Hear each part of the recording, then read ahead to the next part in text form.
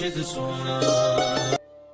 खुशी भी ਫੇਰ ਹੀ ਅੱਛੀ ਲੱਗਦੀ ਹੈ। ਖੁਸ਼ੀ ਵੀ ਉਹਨਾਂ ਚੀਜ਼ਾਂ ਨਾਲ ਹੀ ਅੱਛੀ ਲੱਗਦੀ ਹੈ ਜੋ ਸਾਡੀ ਸਿਹਤ ਵਾਸਤੇ ਜਾਂ ਇਸ ਵਾਤਾਵਰਨ ਵਾਸਤੇ ਅੱਛੇ ਹੋਣ। ਕਈ ਵਾਰ ਇਨਸਾਨ ਥੋੜੀ ਦੇਰ ਦੀ ਖੁਸ਼ੀ ਤਾਂ ਮਨਾ ਲੈਂਦਾ ਹੈ, ਪਰ ਉਹਦੀ ਸਿਹਤ ਤੇ ਔਰ ਇਸ ਵਾਤਾਵਰਨ ਤੇ ਅਗਰ ਉਹਦਾ ਬੁਰਾ ਪ੍ਰਭਾਵ ਪੈਂਦਾ ਹੈ ਤਾਂ ਫਿਰ ਉਹ ਖੁਸ਼ੀ ਕਾਹਦੀ। ਦੇਖਿਆ ਨਾ, ਕਈ ਜਾਂਦੇ ਆ ਪੱਬਾਂ ਕਲੱਬਾਂ 'ਚ, ਕੋਈ ਚਿੱਟਾ ਪੀ ਕੇ, ਕੋਈ ਭੰਗ ਪੀ ਕੇ, ਕੋਈ ਨਸ਼ਾ ਕਰਕੇ, ਕਹਿੰਦੇ ਅਸੀਂ ਤਾਂ ਖੁਸ਼ੀ ਮਨਾ ਰਹੇ ਹਾਂ। ਤਾਂ ਕੋਈ ਪੁੱਛਣ ਵਾਲਾ ਹੋਵੇ ਉਹ ਖੁਸ਼ੀ ਵੀ ਕਿਸ ਕੰਮ ਦੀ ਜਿਹਦੇ ਨਾਲ ਜ਼ਿੰਦਗੀ ਨੂੰ ਹਜ਼ਾਰਾਂ ਰੋਗ ਲੱਗ ਜਾਣ, ਜਿਹਦੇ ਨਾਲ ਘਰ ਬਰਬਾਦ ਹੋ ਜਾਵੇ। ਖੁਸ਼ੀ ਮਨਾਣੀ ਹੈ ਤਾਂ ਇਸ ਢੰਗ ਨਾਲ ਮਨਾਈਏ ਕਿ ਸਾਡੀ ਸਿਹਤ ਵੀ ਤੰਦਰੁਸਤ ਹੋਵੇ ਔਰ ਵਾਤਾਵਰਨ ਵੀ ਹੋਰ ਜ਼ਿਆਦਾ ਸੁੰਦਰ ਹੋ ਜਾਵੇ। ਇਸ ਲਈ ਠੀਕ ਹੈ, ਹੋਲੀ ਤਿਉਹਾਰ ਹੈ ਰੰਗਾਂ ਦਾ, ਪਰ ਅਸੀਂ ਉਹ ਰੰਗ ਜੀਵਨ 'ਚ ਨਹੀਂ ਲਾਣੇ ਜੋ ਸਾਡੇ ਜੀਵਨ ਨੂੰ ਜਾਂ ਸਾਡੇ ਵਾਤਾਵਰਨ ਨੂੰ ਨੁਕਸਾਨਦਾਇਕ ਹੋਣ। ਪਰ ਕੁਝ ਰੰਗ ਐਸੇ ਵੀ ਹੈ, ਅਗਰ ਉਹ ਰੰਗ ਸਾਡੇ ਜੀਵਨ 'ਚ ਚੜ ਜਾਣ, ਅਗਰ ਉਹ ਰੰਗ ਸਾਡੇ ਜੀਵਨ 'ਚ ਆ ਜਾਣ ਤਾਂ ਇਹ ਸਾਡਾ ਜੀਵਨ ਹੋਰ ਵੀ ਜ਼ਿਆਦਾ ਖੁਸ਼ੀਆਂ, ਹੋਰ ਵੀ ਜ਼ਿਆਦਾ ਆਨੰਦ, ਸ਼ਾਂਤੀ, ਸਕੂਨ ਭਰਿਆ ਹੋ ਸਕਦਾ ਹੈ, ਹੋਰ ਵੀ ਜ਼ਿਆਦਾ ਤੰਦਰੁਸਤੀ ਭਰਿਆ ਹੋ ਸਕਦਾ ਹੈ। ਇਸ ਲਈ ਇਹੀ ਚੀਜ਼ ਤਾਂ ਐਸੀ ਸਿੱਖਣੀ ਹੈ, ਸਮਝਣੀ ਹੈ ਕਿ ਐਸਾ ਕੀ ਹੈ ਜੋ ਸਾਡੇ ਜੀਵਨ ਵਾਸਤੇ ਵੀ ਅੱਛਾ ਹੋਵੇ ਔਰ ਸਾਰੇ ਸੰਸਾਰ ਵਾਸਤੇ ਵੀ ਅੱਛਾ ਹੋਵੇ। ਜੇ ਇਹੀ ਚੀਜ਼ ਨੇ ਐਸੀ ਸਿੱਖੀ ਤਾਂ ਫਿਰ ਕੀ ਫਾਇਦਾ ਗੁਰੂਆਂ, ਰਹਿਬਰਾਂ, ਪੀਰਾਂ, ਫਕੀਰਾਂ ਦੇ ਚਰਨਾਂ 'ਚ ਜਾਣ ਦਾ। ਸਮਝਦੇ ਹੋ ਕਿ ਨਹੀਂ? ਕਿਉਂਕਿ ਗੁਰੂਆਂ, ਰਹਿਬਰਾਂ, ਪੀਰਾਂ, ਫਕੀਰਾਂ ਦੇ ਦਰ ਤੇ ਅਸੀਂ ਕੁਝ ਨਵਾਂ ਸਿੱਖਣ ਜਾਂਦੇ ਹਾਂ, ਕੁਝ ਸਮਝਣ ਜਾਂਦੇ ਹਾਂ। ਉਹ ਚੀਜ਼ ਸਮਝਣ ਜਾਂਦੇ ਹਾਂ ਜੋ ਸਾਡੀ ਹੈਲਥ ਵਾਸਤੇ ਅੱਛੀ ਹੋਵੇ। ਕਿਉਂਕਿ ਹੈਲਥ ਨੂੰ ਲੈ ਕੇ ਅਸੀਂ ਬੜਾ, ਕੀ ਕਹਿੰਦੇ ਹੁੰਦੇ ਉਹਨੂੰ, ਕਿ ਬੜਾ ਸੀਰੀਅਸ ਹੈ ਅਸੀਂ ਹੈਲਥ ਨੂੰ ਲੈ ਕੇ, ਚਾਹੇ ਉਹ ਸਾਡੀ ਹੋਵੇ ਚਾਹੇ ਤੁਹਾਡੀ ਹੋਵੇ।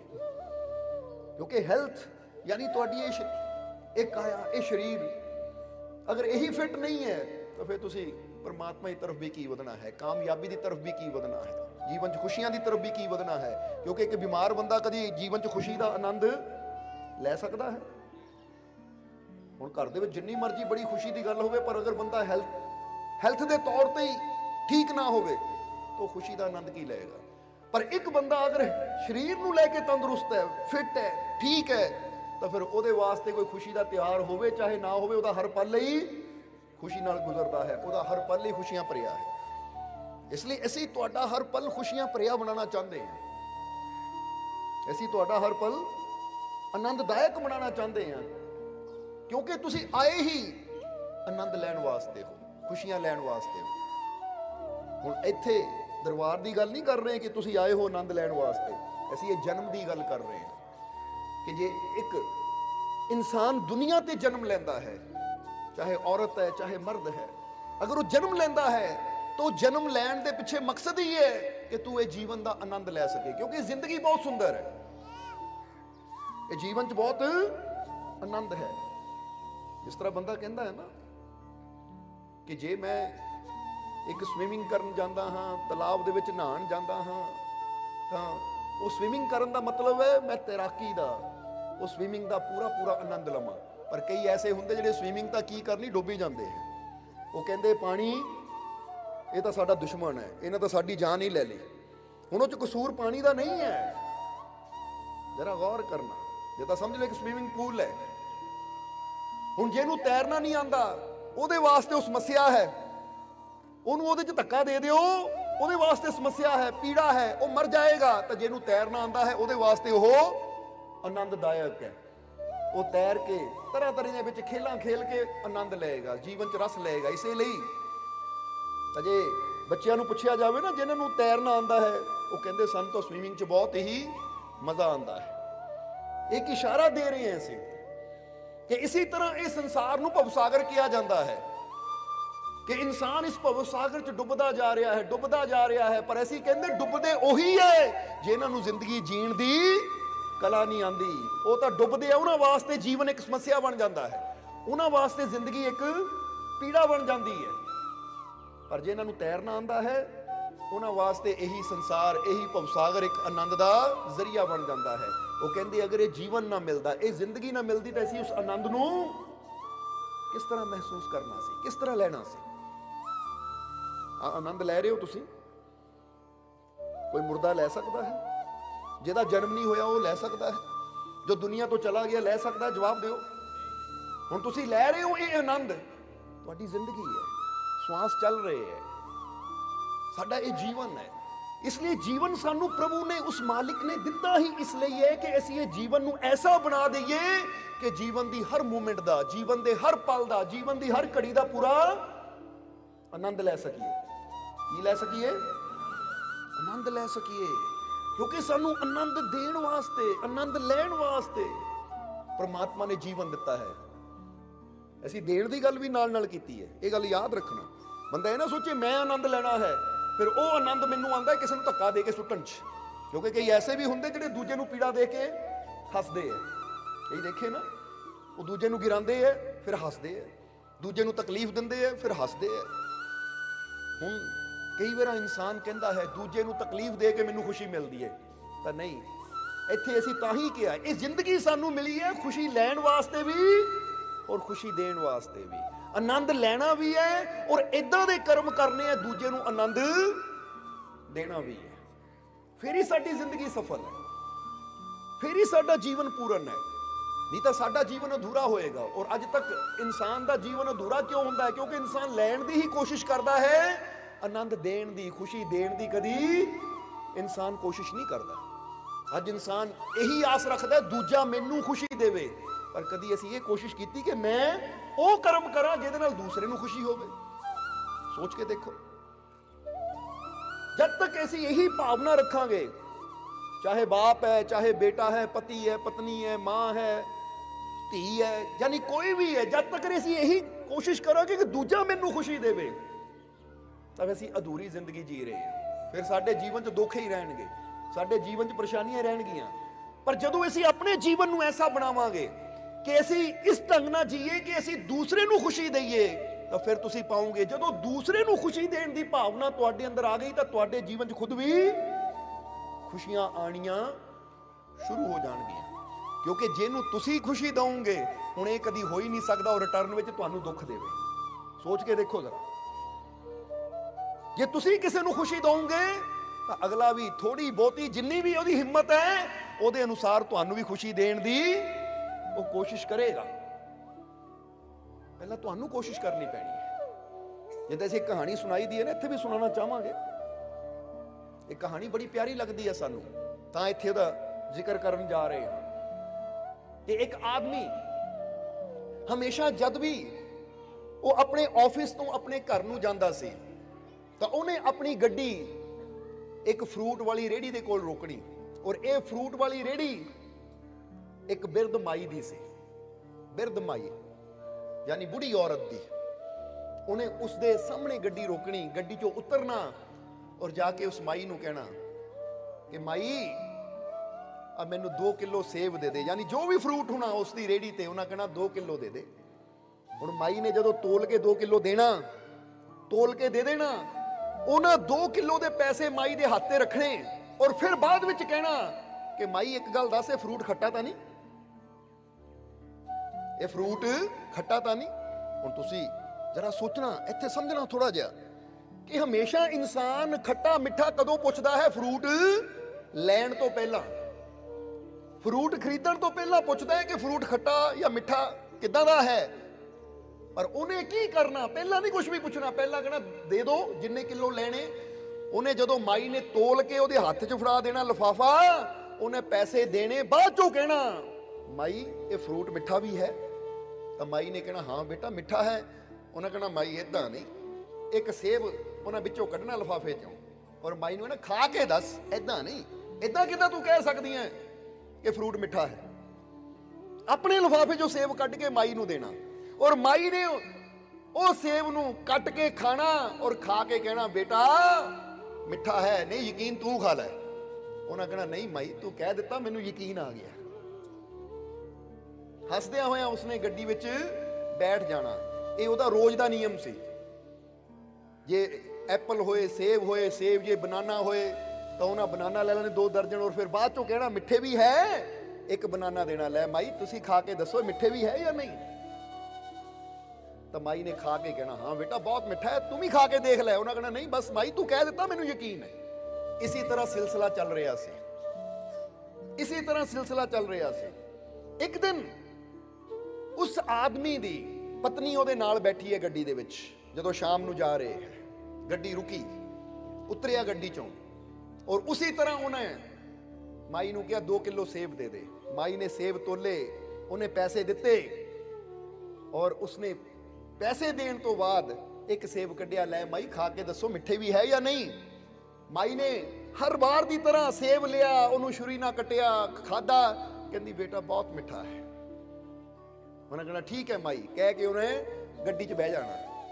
ਤੇ ਅੱਜ ਉਸਦੀ ਪਤਨੀ ਨੇ ਜਦੋਂ ਦੇਖਿਆ, ਕਿਉਂਕਿ ਅੱਗੇ ਤਾਂ ਆਫਿਸ ਤੋਂ ਆਉਂਦਾ ਸੀ, ਪਰ ਅੱਜ ਕੁਦਰਤ ਰੱਬ ਦੀ ਕਿਤੇ ਸ਼ਾਪਿੰਗ ਤੇ ਆਏ ਸੀ, ਪਤਨੀ ਨਾਲ ਸੀ।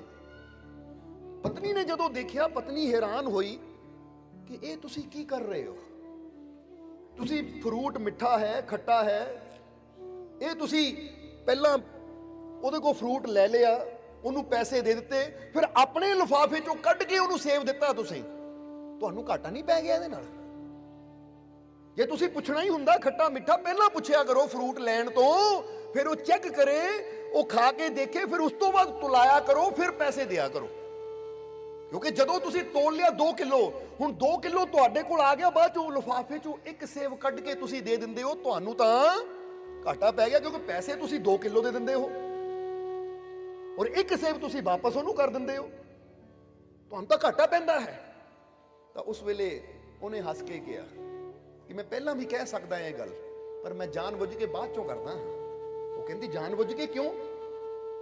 ਉਹ ਕਹਿੰਦਾ ਜਿਹੜੀ ਗੱਲ ਤੂੰ ਕਹਿ ਰਹੀ ਹੈ ਘਾਟੇ ਵਾਧੇ ਦੀ, ਇੰਨੀ ਸਮਝ ਮੈਨੂੰ ਵੀ ਹੈ, ਪਰ ਤੈਨੂੰ ਮੈਂ ਹੁਣ ਸਮਝਾ ਦੇ ਮਾਂ ਕਿ ਇਦਾਂ ਮੈਂ ਕਿਉਂ ਕਰਦਾ। ਹੁਣ ਜ਼ਰਾ ਤੁਸੀਂ ਵੀ ਸਮਝ ਲੈਣਾ। ਉਹਨੇ ਕਿਹਾ ਕਿ ਇਹ ਮਾਈ ਨੂੰ ਮੈਂ ਦੇਖਦਾ ਹਾਂ, ਸਵੇਰੇ ਜਦੋਂ ਮੈਂ ਇੱਥੋਂ ਜਾਂਦਾ ਹਾਂ ਆਪਣੇ ਆਫਿਸ ਨੂੰ ਗੱਡੀ ਦੇ ਲੰਘ ਕੇ, ਮੈਂ ਦੇਖਦਾ ਸਵੇਰੇ ਖੜ ਜਾਂਦੀ ਹੈ ਮਾਈ, ਸਾਰਾ ਦਿਨ ਇੱਥੇ ਧੁੱਪ 'ਚ ਖੜੀ ਰਹਿੰਦੀ ਹੈ, ਮੀਂਹ ਹੋਵੇ ਛਾਂ ਹੋਵੇ, ਇਦਾਂ ਦਾ ਵਾਤਾਵਰਨ ਹੋਵੇ, ਰੇਹੜੀ ਲਾ ਕੇ ਖੜੀ ਰਹਿੰਦੀ ਹੈ। ਫਿਰ ਜਦੋਂ ਸ਼ਾਮ ਨੂੰ ਮੈਂ ਵਾਪਸ ਆਉਂਦਾ ਹਾਂ ਔਰ ਆ ਕੇ ਇਹਦੇ ਕੋਲੋਂ ਫਰੂਟ ਖਰੀਦਦਾ ਹਾਂ, ਤਾਂ ਮੇਰੇ ਮਨ 'ਚ ਇੱਕ ਵਿਚਾਰ ਹੁੰਦਾ ਹੈ ਕਿ ਪਤਾ ਨਹੀਂ ਇਹ ਮਾਈ ਸਾਰਾ ਦਿਨ ਇੱਥੇ ਫਰੂਟ ਤਾਂ ਵੇਚ ਰਹੀ ਹੈ, ਇਹ ਕਦੀ ਆਪ ਵੀ ਖਾਂਦੀ ਹੋਏਗੀ ਜਾਂ ਨਹੀਂ। ਕਿਉਂਕਿ ਹਮੇਸ਼ਾ ਇੱਕ ਗਰੀਬ ਬੰਦਾ ਸੋਚਦਾ ਜੇ ਫਰੂਟ ਮੈਂ ਖਾ ਲਿਆ ਤਾਂ ਮੇਰਾ ਨੁਕਸਾਨ ਹੋ ਜਾਏਗਾ, ਵੇਚਾਂਗੀ ਕੀ, ਉਹ ਮੈਨੂੰ ਉਨੇ ਪੈਸੇ ਦਾ ਘਾਟਾ ਪੈ ਜਾਏਗਾ ਅਗਰ ਇਹ ਚੀਜ਼ ਮੈਂ ਆਪ ਖਾ ਲਈ। ਇਸ ਲਈ ਪਤਾ ਨਹੀਂ ਇਹ ਇਹਨਾਂ ਫਲਾਂ ਦਾ ਸਵਾਦ ਲੈਂਦੀ ਹੈ ਜਾਂ ਨਹੀਂ, ਇਸ ਲਈ ਮੈਂ ਰੋਜ਼ ਇਸੇ ਬਹਾਨੇ ਇਹਦੇ ਕੋਲ ਫਰੂਟ ਵੀ ਲੈ ਲੈਂਦਾ ਹਾਂ ਔਰ ਪੈਸਾ ਵੀ ਇਹਨੂੰ 2 ਕਿਲੋ ਦਾ ਪੂਰਾ ਦਿੰਦਾ ਹਾਂ, ਤਾਂ ਕਿ ਇਹਨੂੰ ਘਾਟਾ ਨਾ ਪਵੇ। ਔਰ ਬਾਅਦ ਵਿੱਚ ਮੈਂ ਆਪਣੇ ਫਰੂਟ ਵਿੱਚੋਂ ਜੋ ਮੈਂ ਖਰੀਦਿਆ ਹੁੰਦਾ ਹੈ, ਜਿਹਦੀ ਕੀਮਤ ਮੈਂ ਦੇ ਚੁੱਕਾ ਹਾਂ, ਉਹਦੇ ਚੋਂ ਮੈਂ ਇੱਕ ਉਹ ਫਰੂਟ ਇਹਨੂੰ ਦੇ ਦਿੰਦਾ ਹਾਂ, ਤਾਂ ਕਿ ਇਹ ਵੀ ਆਪਣੇ ਫਲਾਂ ਦਾ ਸਵਾਦ ਲੈ ਸਕੇ, ਇਹ ਵੀ ਆਪਣੇ ਇਹ ਫਲਾਂ ਦਾ ਸਵਾਦ ਲੈ ਸਕੇ, ਇਹ ਵੀ ਥੋੜਾ ਇਹਨਾਂ ਫਲਾਂ ਤੋਂ ਲਾਭ ਲੈ ਸਕੇ। ਇਹ ਵੀ ਸਵੇਰ ਦੀ ਖੜੀ ਹੈ, ਇਹਨੂੰ ਵੀ ਥੋੜਾ ਫਾਇਦਾ ਹੋ ਜਾਵੇ, ਇਸ ਲਈ ਮੈਂ ਇਹ ਫਰੂਟ ਇਹਨੂੰ ਦੇ ਦਿੰਦਾ। ਔਰ ਠੀਕ ਹੈ, ਜੇ ਦੇਖਿਆ ਜਾਵੇ ਤਾਂ ਪੈਸੇ ਦੇ ਤੌਰ ਤੇ ਜ਼ਰੂਰ ਮੈਨੂੰ ਘਾਟਾ ਪੈ ਰਿਹਾ ਹੈ, ਪਰ ਜਦੋਂ ਮਾਈ ਨੂੰ ਖਾਂਦਿਆਂ ਦੇਖਦਾ, ਜਿਹੜਾ ਮੈਨੂੰ ਸਕੂਨ ਮਿਲਦਾ ਹੈ ਉਹ ਲੱਖਾਂ ਦਾ ਹੈ। ਜਦੋਂ ਇਹਨੂੰ ਉਹ ਫਰੂਟ ਮੈਂ ਸਵਾਦ ਨਾਲ ਖਾਂਦਿਆਂ ਦੇਖਦਾ ਹੈ ਨਾ, ਤਾਂ ਉਹਨੂੰ ਖਾਂਦਿਆਂ ਦੇਖ ਕੇ ਜੋ ਮੈਨੂੰ ਅੰਦਰੋਂ ਸਕੂਨ ਮਿਲਦਾ ਹੈ, ਖੁਸ਼ੀ ਮਿਲਦੀ ਹੈ, ਉਹ ਤਾਂ ਲੱਖਾਂ ਦੀ ਹੈ। ਕਿਉਂਕਿ ਇਹ ਖੁਸ਼ੀ, ਇਹ ਸਕੂਨ ਬਾਜ਼ਾਰਾਂ ਚੋਂ ਨਹੀਂ ਖਰੀਦਿਆ ਜਾ ਸਕਦਾ। ਇਸ ਲਈ ਸਾਰਾ ਦਿਨ ਮੈਂ ਆਫਿਸ 'ਚ ਕਈ ਕੰਮ ਕਰਦਾ ਹਾਂ, ਕਈ ਵਾਰ ਮਨ ਪਰੇਸ਼ਾਨ ਹੁੰਦਾ ਹੈ, ਪਰ ਜਦੋਂ ਇਹਨੂੰ ਮੈਂ ਆਪਣੇ ਬੈਗ ਚੋਂ, ਝੋਲੇ ਚੋਂ ਫਰੂਟ ਦਿੰਦਾ ਹਾਂ ਔਰ ਇਹ ਉਸ ਨੂੰ ਖਾਂਦੀ ਹੈ, ਤਾਂ ਮੈਨੂੰ ਸਕੂਨ ਮਿਲਦਾ ਹੈ। ਇਸ ਲਈ ਇਹ ਮੇਰਾ ਘਾਟਾ ਨਹੀਂ ਹੈ, ਬਲਕਿ ਇਹਦੇ 'ਚ ਮੈਨੂੰ ਬਹੁਤ ਲਾਭ ਹੋ ਰਿਹਾ ਹੈ। ਹੁਣ ਪਤਨੀ ਕਹਿੰਦੀ ਵਾਹ, ਤੁਹਾਡੀ ਸੋਚ ਬੜੀ ਉੱਚੀ ਹੈ, ਵਾਕਈ ਮੈਂ ਤੁਹਾਨੂੰ ਪਿਆਰ ਕਰਦੀ ਸੀ, ਪਰ ਅੱਜ ਤੁਹਾਡੀ ਸੋਚ ਦੇਖ ਕੇ ਮੇਰੇ ਦਿਲ 'ਚ ਤੁਹਾਡੀ ਇੱਜ਼ਤ, ਤੁਹਾਡਾ ਪਿਆਰ ਹੋਰ ਵੀ ਵੱਧ ਗਿਆ ਕਿ ਤੁਹਾਨੂੰ ਇੰਨੀ ਫਿਕਰ ਹੈ, ਇੰਨੀ ਫਿਕਰ ਹੈ। ਹੁਣ ਇਹ ਤਾਂ ਗੱਡੀ ਚਲੀ ਗਈ, ਉਧਰ ਹੁਣ ਮਾਈ ਦੀ ਗੱਲ ਤੇ ਆ ਜਾਈਏ। ਉਹ ਮਾਈ ਦੇ ਕੋਲ ਹੀ ਇੱਕ ਹੋਰ ਰੇੜੀ ਲੱਗਦੀ ਹੈ, ਉਹ ਰੇੜੀ ਤੇ ਵੀ ਇੱਕ ਬੰਦਾ ਖੜਾ ਹੁੰਦਾ ਹੈ, ਕਿਉਂਕਿ ਕਈ ਵਾਰ ਦੇਖਦੇ ਨੇ 2-2 ਰੇੜੀਆਂ, 3-3 ਰੇੜੀਆਂ ਲਾਈਨ 'ਚ ਲੱਗੀਆਂ ਹੁੰਦੀਆਂ ਹੈ। ਹੁਣ ਮਾਈ ਦੇ ਲਾਗੇ ਜਿਹੜੀ ਰੇੜੀ ਹੈ, ਉਹ ਬੰਦਾ ਮਾਈ ਨੂੰ ਕਹਿ ਰਿਹਾ ਹੈ ਕਿ ਮਾਈ मैं हमेशा तेनू देखदा हां कि जद भी तू उस आदमी नू जेड़ा गड्डी चांदा है फ्रूट तोल के दिंदी है, ते को 2 किलो मंगदा है, पर तू ओनू 2.5 किलो क्यों दिंदी है? 2.5 किलो क्यों दिंदी है? मैनू समझ नहीं आती, क्योंकि वो तो गड्डी चो पिछे खड़ा हुंदा है, इधर तेरी तकड़ी है, ओनू तो नजर नहीं आती, पर मैनू वो तेरी कंडा नजर आंदा है, तकड़ी नजर आती है, जिहदे तू 2.5 किलो रख के फ्रूट तोल के दिंदी है ओनू। मैं ये क्यों? तो उस वेले उन्हां क्या उस आदमी नू कहंदी, भाई मैनू पता है कि जद भी मैं इनू तोल के दिंदी है मैनू पैसे पूरे दिंदा है, पर मैनू पता है इन्हां जान लगिया मैनू भी खिलाना है, इसलिए इनू मेरी इन्नी फिक्र है, तो मैं चाहती जिन्नू मेरी फिक्र है उन्होंने कोई घाटा ना पवे, उन्होंने कोई नुकसान ना होवे। नहीं तो अज तक हजारों ही मेरे को आंदे है, पर कोई मेरे बारे नहीं कहता। मैनू भी पता है वो जानबूझ के कहता है कि माई फ्रूट मिठा है या नहीं, क्योंकि वो मैनू खिलाना चाहता है। नहीं तो हर वार क्यों, हर रोज क्यों?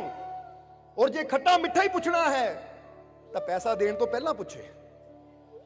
तुसी भी तो इदां ही करदे हो ना, जाके रेहड़ी तो पहला कहंदे हो अंगूर मिठे है कि नहीं, खा के देखदे हो, जे नहीं पसंद आया उद्दे अगे लंघ जांदे हो, पुछो कि एक अंगूर तो खाता हो तो पैसे दे दो।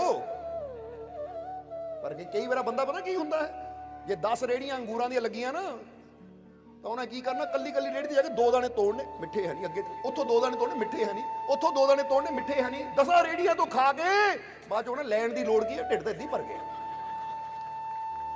हुण ऐसा इंसान जिहदा नजरिया, जिहदी सोच ऐसी होवे, उन्होंने अगे कुदरत ने की देना है?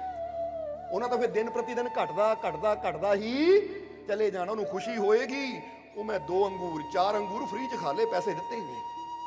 पर यह नहीं पता कि यह जिहड़ा तेरा शैतानी दिमाग सोच रहा ना बड़ा फायदा हो रहा है, तेनू फायदा नहीं हो रहा, किते ना किते रब दे घर च तू थल्ले जा रहा है। और जिहड़ा ओहदे घर च थल्ले चला जावे वो जीवन च कदी अगे वध ही नहीं सकदा, ऊपर कदी उठ ही नहीं सकदा। इसलिए कदी वो कर्म ना करो कि रब दे घर च थल्ले जाओ, क्योंकि ओहदियां नज़रां नीचे गिर गए तो दुनिया तुहानू कदी ऊपर उठा ही नहीं सकती, दुनिया च तुसी कदी ऊपर उठ नहीं सकते।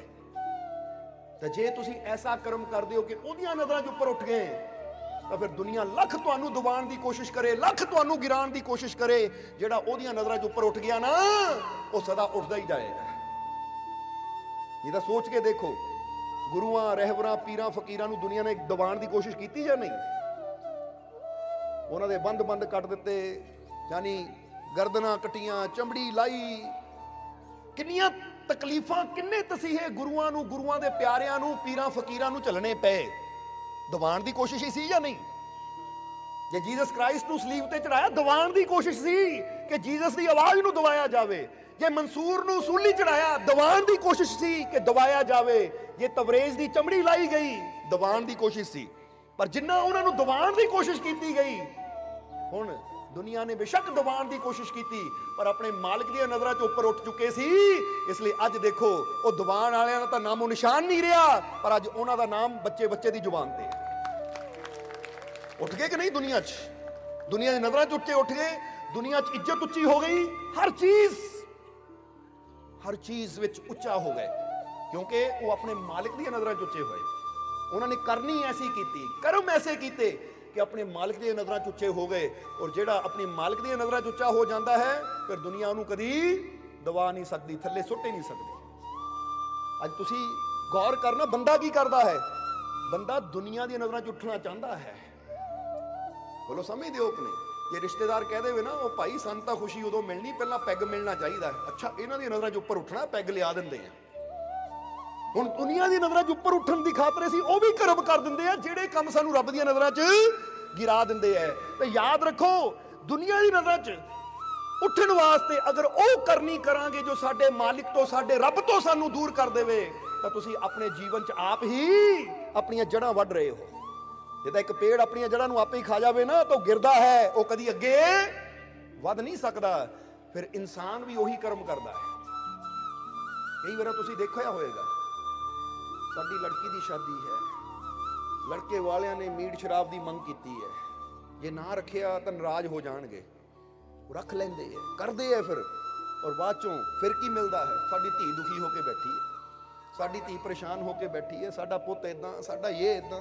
ਸੋ ਇਹ ਦੱਸਣਾ ਕੀ ਚਾਹੁੰਦੇ ਹਾਂ ਅਸੀਂ ਕਿ ਅਗਰ ਤੁਸੀਂ ਆਪਣੇ ਨਿਯਮ ਤੇ ਕਾਇਮ ਰਹੋ ਕਿ ਮੈਂ ਆਪਣੇ ਮਾਲਿਕ ਦੀ ਖੁਸ਼ੀ ਦੇਖਣੀ ਹੈ, ਆਪਣੇ ਪ੍ਰਮਾਤਮਾ ਪ੍ਰਭੂ ਦੀ ਖੁਸ਼ੀ ਦੇਖਣੀ ਹੈ, ਫਿਰ ਦੁਨੀਆ ਚਾਹੇ ਨਾਰਾਜ਼ ਹੁੰਦੀ ਹੋ ਜਾਵੇ, ਜੇ ਉਹਦੀ ਖੁਸ਼ੀ ਦੀ ਪਰਵਾਹ ਕਰੋਗੇ ਤਾਂ ਯਾਦ ਰੱਖੋ ਤੁਹਾਨੂੰ ਘਾਟਾ ਕਦੀ ਪੈਣ ਹੀ ਨਹੀਂ ਦੇਗਾ, ਤੁਹਾਡਾ ਨੁਕਸਾਨ ਕਦੀ ਹੋਣ ਹੀ ਨਹੀਂ ਦੇਗਾ।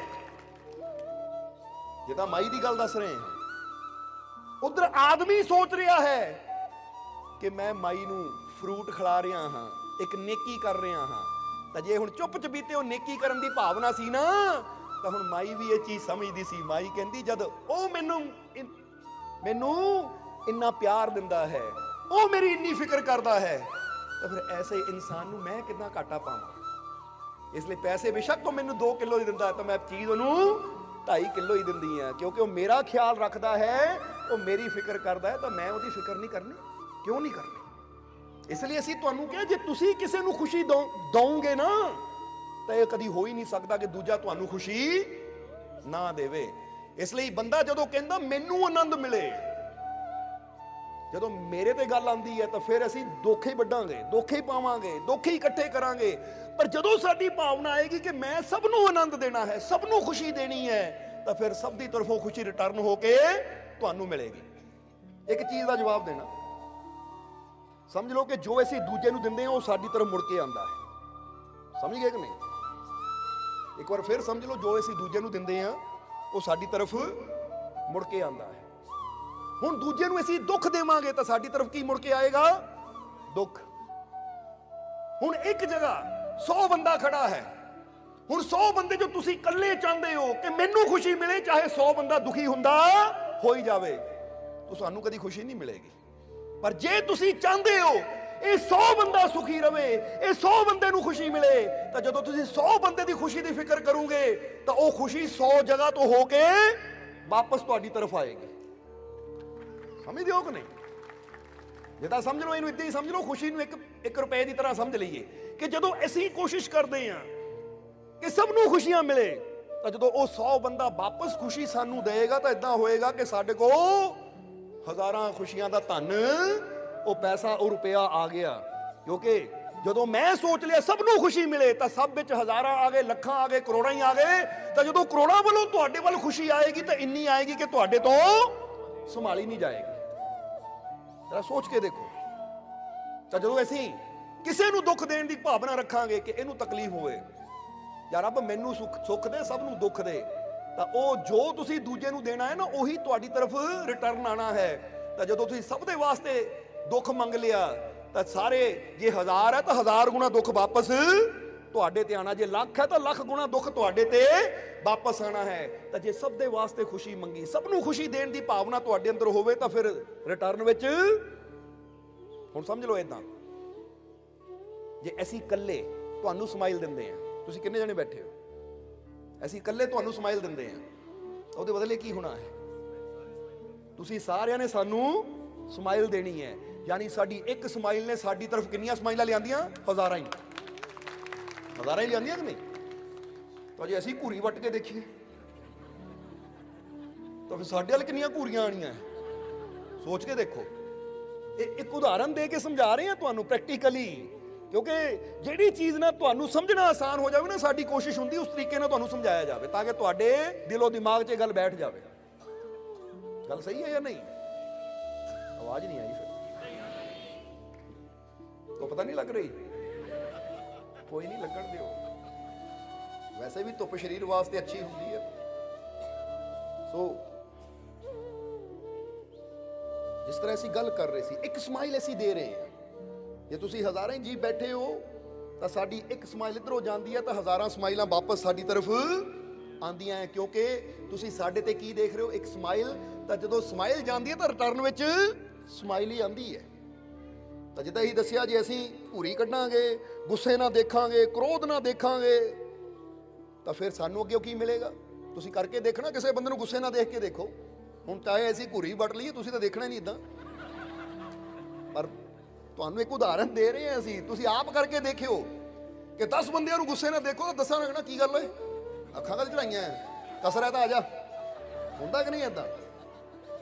ਤਾਂ ਜੇ ਤੁਸੀਂ ਸਮਾਈਲ ਦਿੰਦੇ ਹੋ ਤਾਂ ਜਿੰਨੇ ਬੰਦੇ ਖੜੇ ਹੋਣਗੇ ਅਗਲਿਆਂ ਨੇ ਵੀ ਹੱਸ ਪੈਣਾ ਕਿ ਲੈ ਬਈ ਸਮਾਈਲ ਆਈ ਹੈ ਤਾਂ ਸਮਾਈਲ ਨੂੰ ਖਿੱਚਦੀ। ਇਹਦਾ ਮਤਲਬ ਇੱਥੋਂ ਸਮਝੋ, ਜਦੋਂ ਖੁਸ਼ੀ ਦੇਵਾਂਗੇ, ਖੁਸ਼ੀ ਦੇਣ ਵਾਲੇ ਤੁਸੀਂ ਇੱਕ ਹੋ, ਪਰ ਦਿੰਦੇ ਸਾਰਿਆਂ ਨੂੰ ਹੋ, ਔਰ ਆਂਦੀ ਸਾਰਿਆਂ ਵੱਲੋਂ ਵਾਪਸ ਹੈ। ਦੇਣ ਵਾਲੇ ਤੁਸੀਂ ਇਕੱਲੇ ਹੋ, ਆਂਦੀ ਸਾਰਿਆਂ ਵੱਲੋਂ ਹੈ। ਜਿਹਨਾਂ ਨੂੰ ਵੀ ਤੁਸੀਂ ਦਿੰਦੇ ਹੋ ਉਹ ਖੁਸ਼ੀ, ਉਹ ਸਮਾਈਲ, ਉਹਨਾਂ ਵੱਲੋਂ ਸਮਾਈਲ ਪਲਟ ਕੇ ਤੁਹਾਡੇ ਵੱਲ ਆਂਦੀ ਹੈ। ਇਸ ਲਈ ਇਹ ਚੀਜ਼ ਦਾ ਹਮੇਸ਼ਾ ਖਿਆਲ ਰੱਖਣਾ, ਜਦੋਂ ਵੀ ਕਦੀ ਕਿਸੇ ਨੂੰ ਬੁਰਾ, ਕਿਸੇ ਨੂੰ ਬਦਦੁਆ ਦੇਣ ਦੀ ਭਾਵਨਾ ਉੱਠੇ, ਕਿਸੇ ਦਾ ਬੁਰਾ ਕਰਨ ਦੀ ਭਾਵਨਾ ਉੱਠੇ, ਕਿਸੇ ਨੂੰ ਤਕਲੀਫ ਦੇਣ ਦੀ ਭਾਵਨਾ ਉੱਠੇ, ਤੇ ਯਾਦ ਰੱਖਿਓ ਜੋ ਮੈਂ ਇਹਨੂੰ ਦੇਣਾ ਹੈ ਇਹ ਕਈ ਗੁਣਾ ਰਿਟਰਨ ਹੋ ਕੇ ਵਾਪਸ ਮੈਨੂੰ ਮਿਲਣਾ ਹੈ। ਇੰਨੀ ਗੱਲ ਹੀ ਅਸੀਂ ਆਪਣੇ ਦਿਲੋਂ ਦਿਮਾਗ 'ਚ ਬਿਠਾ ਲਵਾਂਗੇ, ਯਾਦ ਰੱਖਾਂਗੇ, ਤਾਂ ਸਾਡੇ ਜੀਵਨ 'ਚ ਖੁਸ਼ੀਆਂ ਆਣੀਆਂ ਸ਼ੁਰੂ ਹੋ ਜਾਣਗੀਆਂ, ਸਾਡੇ ਜੀਵਨ 'ਚ ਆਨੰਦ ਆਣਾ ਸ਼ੁਰੂ ਹੋ ਜਾਏਗਾ।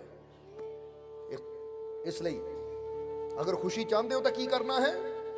ਖੁਸ਼ੀ ਦੇਣ ਦੀ ਭਾਵਨਾ ਰੱਖਣੀ ਹੈ। ਆਪ ਵੀ ਆਨੰਦ ਲੈਣਾ ਹੈ ਤਾਂ ਦੂਜੇ ਨੂੰ ਵੀ ਆਨੰਦ ਦੇਣਾ ਹੈ। ਜੀਵਨ 'ਚ ਵੀ ਮੁਸਕਰਾਹਟ ਨੂੰ ਭਰਨ ਦੀ ਕੋਸ਼ਿਸ਼ ਕਰਨੀ ਹੈ, ਕਿਉਂਕਿ ਜੋ ਦੂਜਿਆਂ ਦੇ ਜੀਵਨ 'ਚ ਹੱਸੀ ਵਿਖੇਰਦਾ ਹੈ ਉਹ ਆਪ ਸਦਾ ਖੁਸ਼ ਰਹਿੰਦਾ ਹੈ, ਮੁਸਕਰਾਉਂਦਾ ਹੈ, ਆਪ ਸਦਾ ਆਨੰਦ ਵਿੱਚ ਰਹਿੰਦਾ ਹੈ।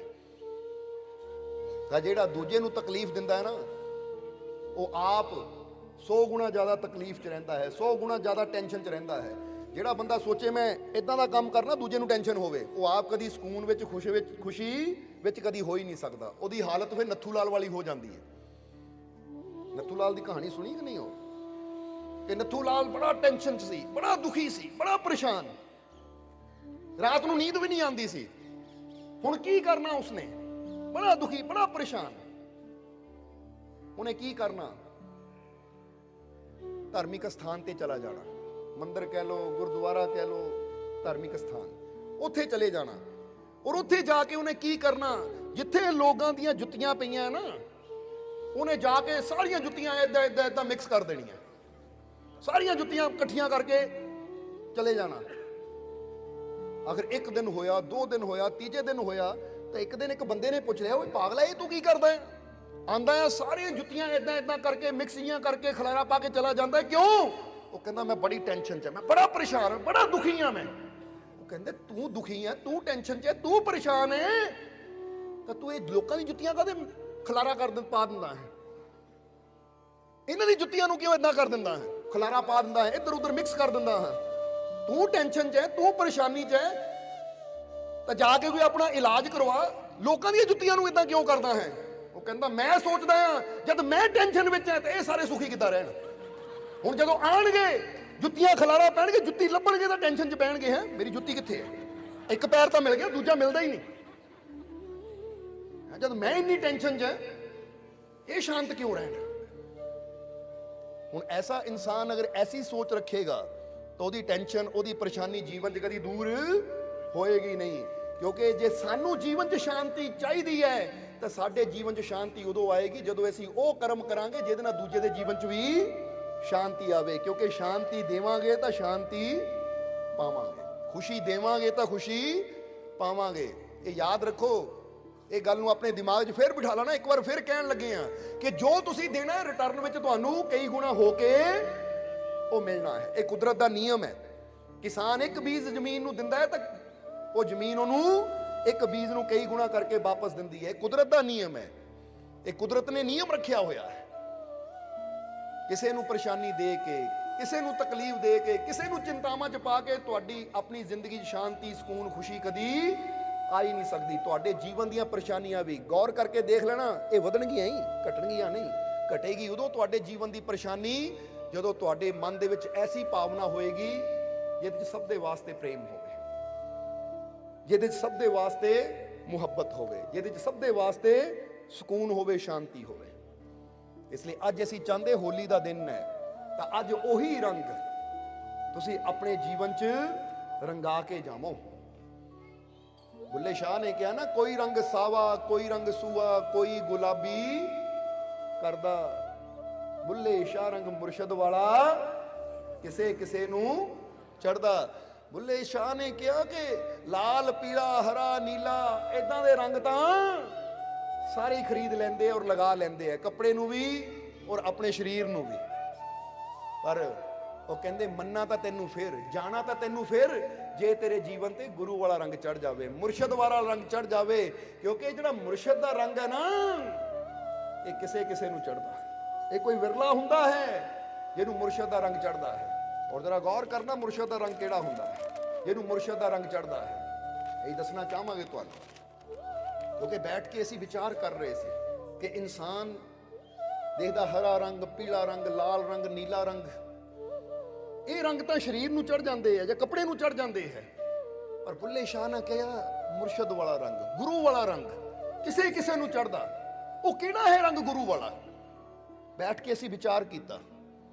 ਜਦੋਂ ਬੈਠ ਕੇ ਵਿਚਾਰ ਕੀਤਾ ਤਾਂ ਕੁਝ ਚੀਜ਼ਾਂ ਸਾਡੇ ਸਾਹਮਣੇ ਆਈਆਂ ਕਿ ਆਹ ਰੰਗ ਹੈ, ਆਹ ਰੰਗ ਹੈ ਗੁਰੂ ਵਾਲਾ, ਆਹ ਰੰਗ ਹੈ ਮੁਰਸ਼ਦ ਵਾਲਾ। ਅਗਰ ਇਹ ਰੰਗ ਸਾਡੇ ਜੀਵਨ 'ਚ ਚੜ ਗਿਆ ਤਾਂ ਸਮਝ ਲਓ ਫੇਰ ਅਸੀਂ ਬੁੱਲੇ ਸ਼ਾਹ ਦੀ ਉਹ ਕਥਨੀ ਨੂੰ ਪੂਰਾ ਕਰ ਦਿੱਤਾ ਕਿ ਬੁੱਲੇ ਸ਼ਾਹ ਰੰਗ ਮੁਰਸ਼ਦ ਵਾਲਾ ਕਿਸੇ ਕਿਸੇ ਨੂੰ ਚੜਦਾ। ਸੋ ਦੱਸੋਗੇ ਮੁਰਸ਼ਦ ਵਾਲਾ ਰੰਗ ਕਿਹੜਾ ਕਿਹੜਾ ਹੁੰਦਾ ਹੈ? ਕਿਹੜਾ ਰੰਗ ਹੁੰਦਾ ਮੁਰਸ਼ਦ ਵਾਲਾ? ਚਲੋ ਜਵਾਬ ਦਿਓ। ਚਲੋ ਇੱਕ ਨੇ ਕਿਹਾ ਪ੍ਰੇਮ। ਕਿਹੜਾ ਰੰਗ ਹੁੰਦਾ ਮੁਰਸ਼ਦ ਵਾਲਾ? ਜਵਾਬ ਦਿਓ। ਜਿਹੜੀ ਗੱਲ ਬੁੱਲੇ ਸ਼ਾਹ ਕਰ ਰਹੇ ਸੱਚ, ਇੱਕ ਨੇ ਕਿਹਾ ਵਿਸ਼ਵਾਸ ਵਾਲਾ, ਹੋਰ ਇੱਕ ਪ੍ਰੇਮ ਦਾ ਹੋ ਗਿਆ, ਵਿਸ਼ਵਾਸ ਹੋ ਗਿਆ, ਹੋਰ ਹੋਰ। ਫਿਰ ਦੇਖੀਏ ਜੋ ਅਸੀਂ ਵਿਚਾਰ ਕਰਕੇ ਸੋਚ ਕੇ ਗਹਿਰਾਈ 'ਚ ਜਾ ਕੇ ਅਸੀਂ ਜਾਣਿਆ ਹੈ, ਉਹ ਤੁਸੀਂ ਜਾਣਿਆ ਕਿ ਨਹੀਂ? ਪ੍ਰੇਮ ਹੋ ਗਿਆ, ਵਿਸ਼ਵਾਸ ਹੋ ਗਿਆ, ਹੋਰ ਰੰਗ ਕਿਹੜਾ? ਸੋ ਇਸ਼ਕ ਵਾਲਾ ਰੰਗ ਜਾਂ ਇਹ ਪ੍ਰੇਮ ਵਾਲਾ ਰੰਗ ਕਹਿ ਲਓ, ਕਿਉਂਕਿ ਪ੍ਰੇਮ ਔਰ ਇਸ਼ਕ ਵਿੱਚ ਉਨਾ ਕੀ ਫਰਕ ਹੈ ਜਿੰਨਾ ਵਾਹਿਗੁਰੂ ਅੱਲਾ 'ਚ। ਜਿੱਦਾਂ ਕਹਿੰਦੇ ਨਾ ਵਾਹਿਗੁਰੂ ਅੱਲਾ, ਪ੍ਰੇਮ ਇਸ਼ਕ, ਇਹ ਫਰਕ ਇੰਨਾ ਕੁ ਹੀ ਹੈ। ਪਤਾ ਕਿੰਨਾ ਕੁ? ਇਹਨਾਂ 'ਚ ਕੋਈ ਫਰਕ ਹੈ ਹੀ ਨਹੀਂ, ਇੱਕੋ ਹੀ ਹੈ। ਬਸ ਲਿਖਤ ਵਿੱਚ ਜਾਂ ਬੋਲਣ ਵਿੱਚ ਡਿਫਰੈਂਟ ਲੱਗਦੇ ਆ, ਅਲੱਗ ਲੱਗਦੇ ਆ, ਪਰ ਫਰਕ ਕੋਈ ਵੀ ਨਹੀਂ ਹੈ। ਸੋ ਬੁੱਲੇ ਸ਼ਾਹ ਰੰਗ ਮੁਰਸ਼ਦ ਵਾਲਾ ਕਿਸੇ ਕਿਸੇ ਨੂੰ ਚੜਦਾ, ਕਿਉਂਕਿ ਇੱਕ ਜਿੱਦਾਂ ਹੀ ਦੱਸਿਆ ਸਰੀਰ ਦਾ ਰੰਗ ਹੁੰਦਾ ਹੈ। ਸਰੀਰ ਦਾ ਰੰਗ ਹੈ, ਚਮੜੀ ਦੇ ਰੰਗ ਦੀ ਗੱਲ ਨਹੀਂ ਕਰ ਰਹੇ ਅਸੀਂ। ਇਹ ਚਮੜੀ ਦਾ ਰੰਗ ਤਾਂ ਜੋ ਰੱਬ ਨੇ ਦਿੱਤਾ ਹੈ ਉਹ ਰਹਿਣਾ ਹੀ ਹੈ। ਅਸੀਂ ਉਹ ਰੰਗ ਦੀ ਗੱਲ ਕਰ ਰਹੇ ਜੋ ਅਸੀਂ ਬਾਹਰੋਂ ਲਿਆ ਕੇ ਹੋਲੀ ਵਾਲੇ ਦਿਨ ਸਰੀਰ ਤੇ ਲਾ ਲੈਂਦੇ ਆ, ਯਾਨੀ ਇੱਕ ਦੂਜੇ ਦੇ ਮੂੰਹ ਤੇ ਲਾ ਦਿੰਦੇ ਆ। ਪੀਲਾ, ਗੁਲਾਬੀ, ਲਾਲ, ਨੀਲਾ, ਕਈ ਪ੍ਰਕਾਰ ਦੇ ਰੰਗ ਅਸੀਂ ਲਾ ਦਿੰਦੇ ਹਾਂ। ਹੁਣ ਇੱਕ ਤਾਂ ਉਹ ਰੰਗ ਹੈ, ਚਾਹੇ ਸਰੀਰ ਦਾ ਰੰਗ ਵੀ ਲੈ ਲਈਏ ਕਿ ਜੋ ਕੁਦਰਤ ਨੇ ਸਾਨੂੰ ਦਿੱਤਾ ਹੈ, ਇਹ ਨਹੀਂ ਬਦਲਣਾ, ਇਹ ਤਾਂ ਰਹਿਣਾ ਹੀ ਹੈ। ਫਿਰ ਇੱਕ ਉਹ ਰੰਗ ਹੈ ਜੋ ਬਾਜ਼ਾਰਾਂ 'ਚੋਂ ਅਸੀਂ ਖਰੀਦ ਕੇ ਲਿਆਂਦੇ ਹਾਂ। ਪਰ ਇੱਕ ਉਹ ਰੰਗ ਹੈ ਜਿਹਨੂੰ ਮੁਰਸ਼ਦ ਵਾਲਾ ਰੰਗ ਕਿਹਾ ਜਾਂਦਾ ਹੈ, ਜਿਹਨੂੰ ਗੁਰੂ ਵਾਲਾ ਰੰਗ ਕਿਹਾ ਜਾਂਦਾ ਹੈ। ਇਸ ਲਈ ਅੱਜ ਜੇ ਹੋਲੀ ਦੇ ਦਿਨ ਤੇ ਆਏ ਹੋ ਤਾਂ ਅਸੀਂ ਇਹ ਸਮਝ ਕੇ ਜਾਣਾ ਹੈ ਕਿ ਗੁਰੂ ਵਾਲਾ ਰੰਗ ਕਿਹੜਾ ਹੈ। ਵੈਸੇ ਤਾਂ ਇਹ ਰੰਗ ਨੂੰ ਅਸੀਂ ਹਜ਼ਾਰਾਂ ਚੀਜ਼ਾਂ ਨਾਲ ਜੋੜ ਸਕਦੇ ਹਾਂ, ਪਰ ਅਸੀਂ ਮੇਨ ਕੁਝ ਮੁੱਖ ਚੀਜ਼ਾਂ ਨਾਲ ਜੋੜਿਆ ਹੈ ਕਿ 9 ਪ੍ਰਕਾਰ ਦੀਆਂ ਚੀਜ਼ਾਂ ਹੈ। 9 ਪ੍ਰਕਾਰ ਦੀਆਂ ਉਹ ਹੈ ਕਿ ਅਗਰ ਸਮਝ ਲਈਏ ਤਾਂ ਸਾਡੇ ਜੀਵਨ ਤੇ ਗੁਰੂ ਵਾਲਾ ਰੰਗ ਚੜ ਸਕਦਾ ਹੈ। ਕਿਉਂਕਿ ਇਹ 9 ਪ੍ਰਕਾਰ ਦੀਆਂ ਚੀਜ਼ਾਂ ਨੂੰ ਮਿਲਾ ਦਈਏ, ਇਹ ਮਿਲਦੀਆਂ ਹੈ, ਮਿਕਸ ਹੁੰਦੀਆਂ ਹੈ, ਤਾਂ ਫਿਰ ਜਾ ਕੇ ਗੁਰੂ ਵਾਲਾ ਰੰਗ ਤਿਆਰ ਹੁੰਦਾ ਹੈ। ਜਿੱਦਾਂ ਬੰਦਾ ਕਹਿੰਦਾ ਨਾ, ਇੱਕ ਮਿਕਸ ਫਰੂਟ ਜੂਸ ਬਣਾਉਣਾ ਹੋਵੇ ਤਾਂ ਉਹਦੇ 'ਚ ਸਾਰੇ ਫਰੂਟਾਂ ਨੂੰ ਪਾ ਕੇ ਮਿਕਸ ਕਰਨਾ ਪੈਂਦਾ ਹੈ, ਫਿਰ ਜਾ ਕੇ ਜੋ ਬਣਦਾ ਹੈ ਉਹਨੂੰ ਅਸੀਂ ਕਹਿੰਦੇ ਆ ਮਿਕਸ ਫਰੂਟ ਜੂਸ।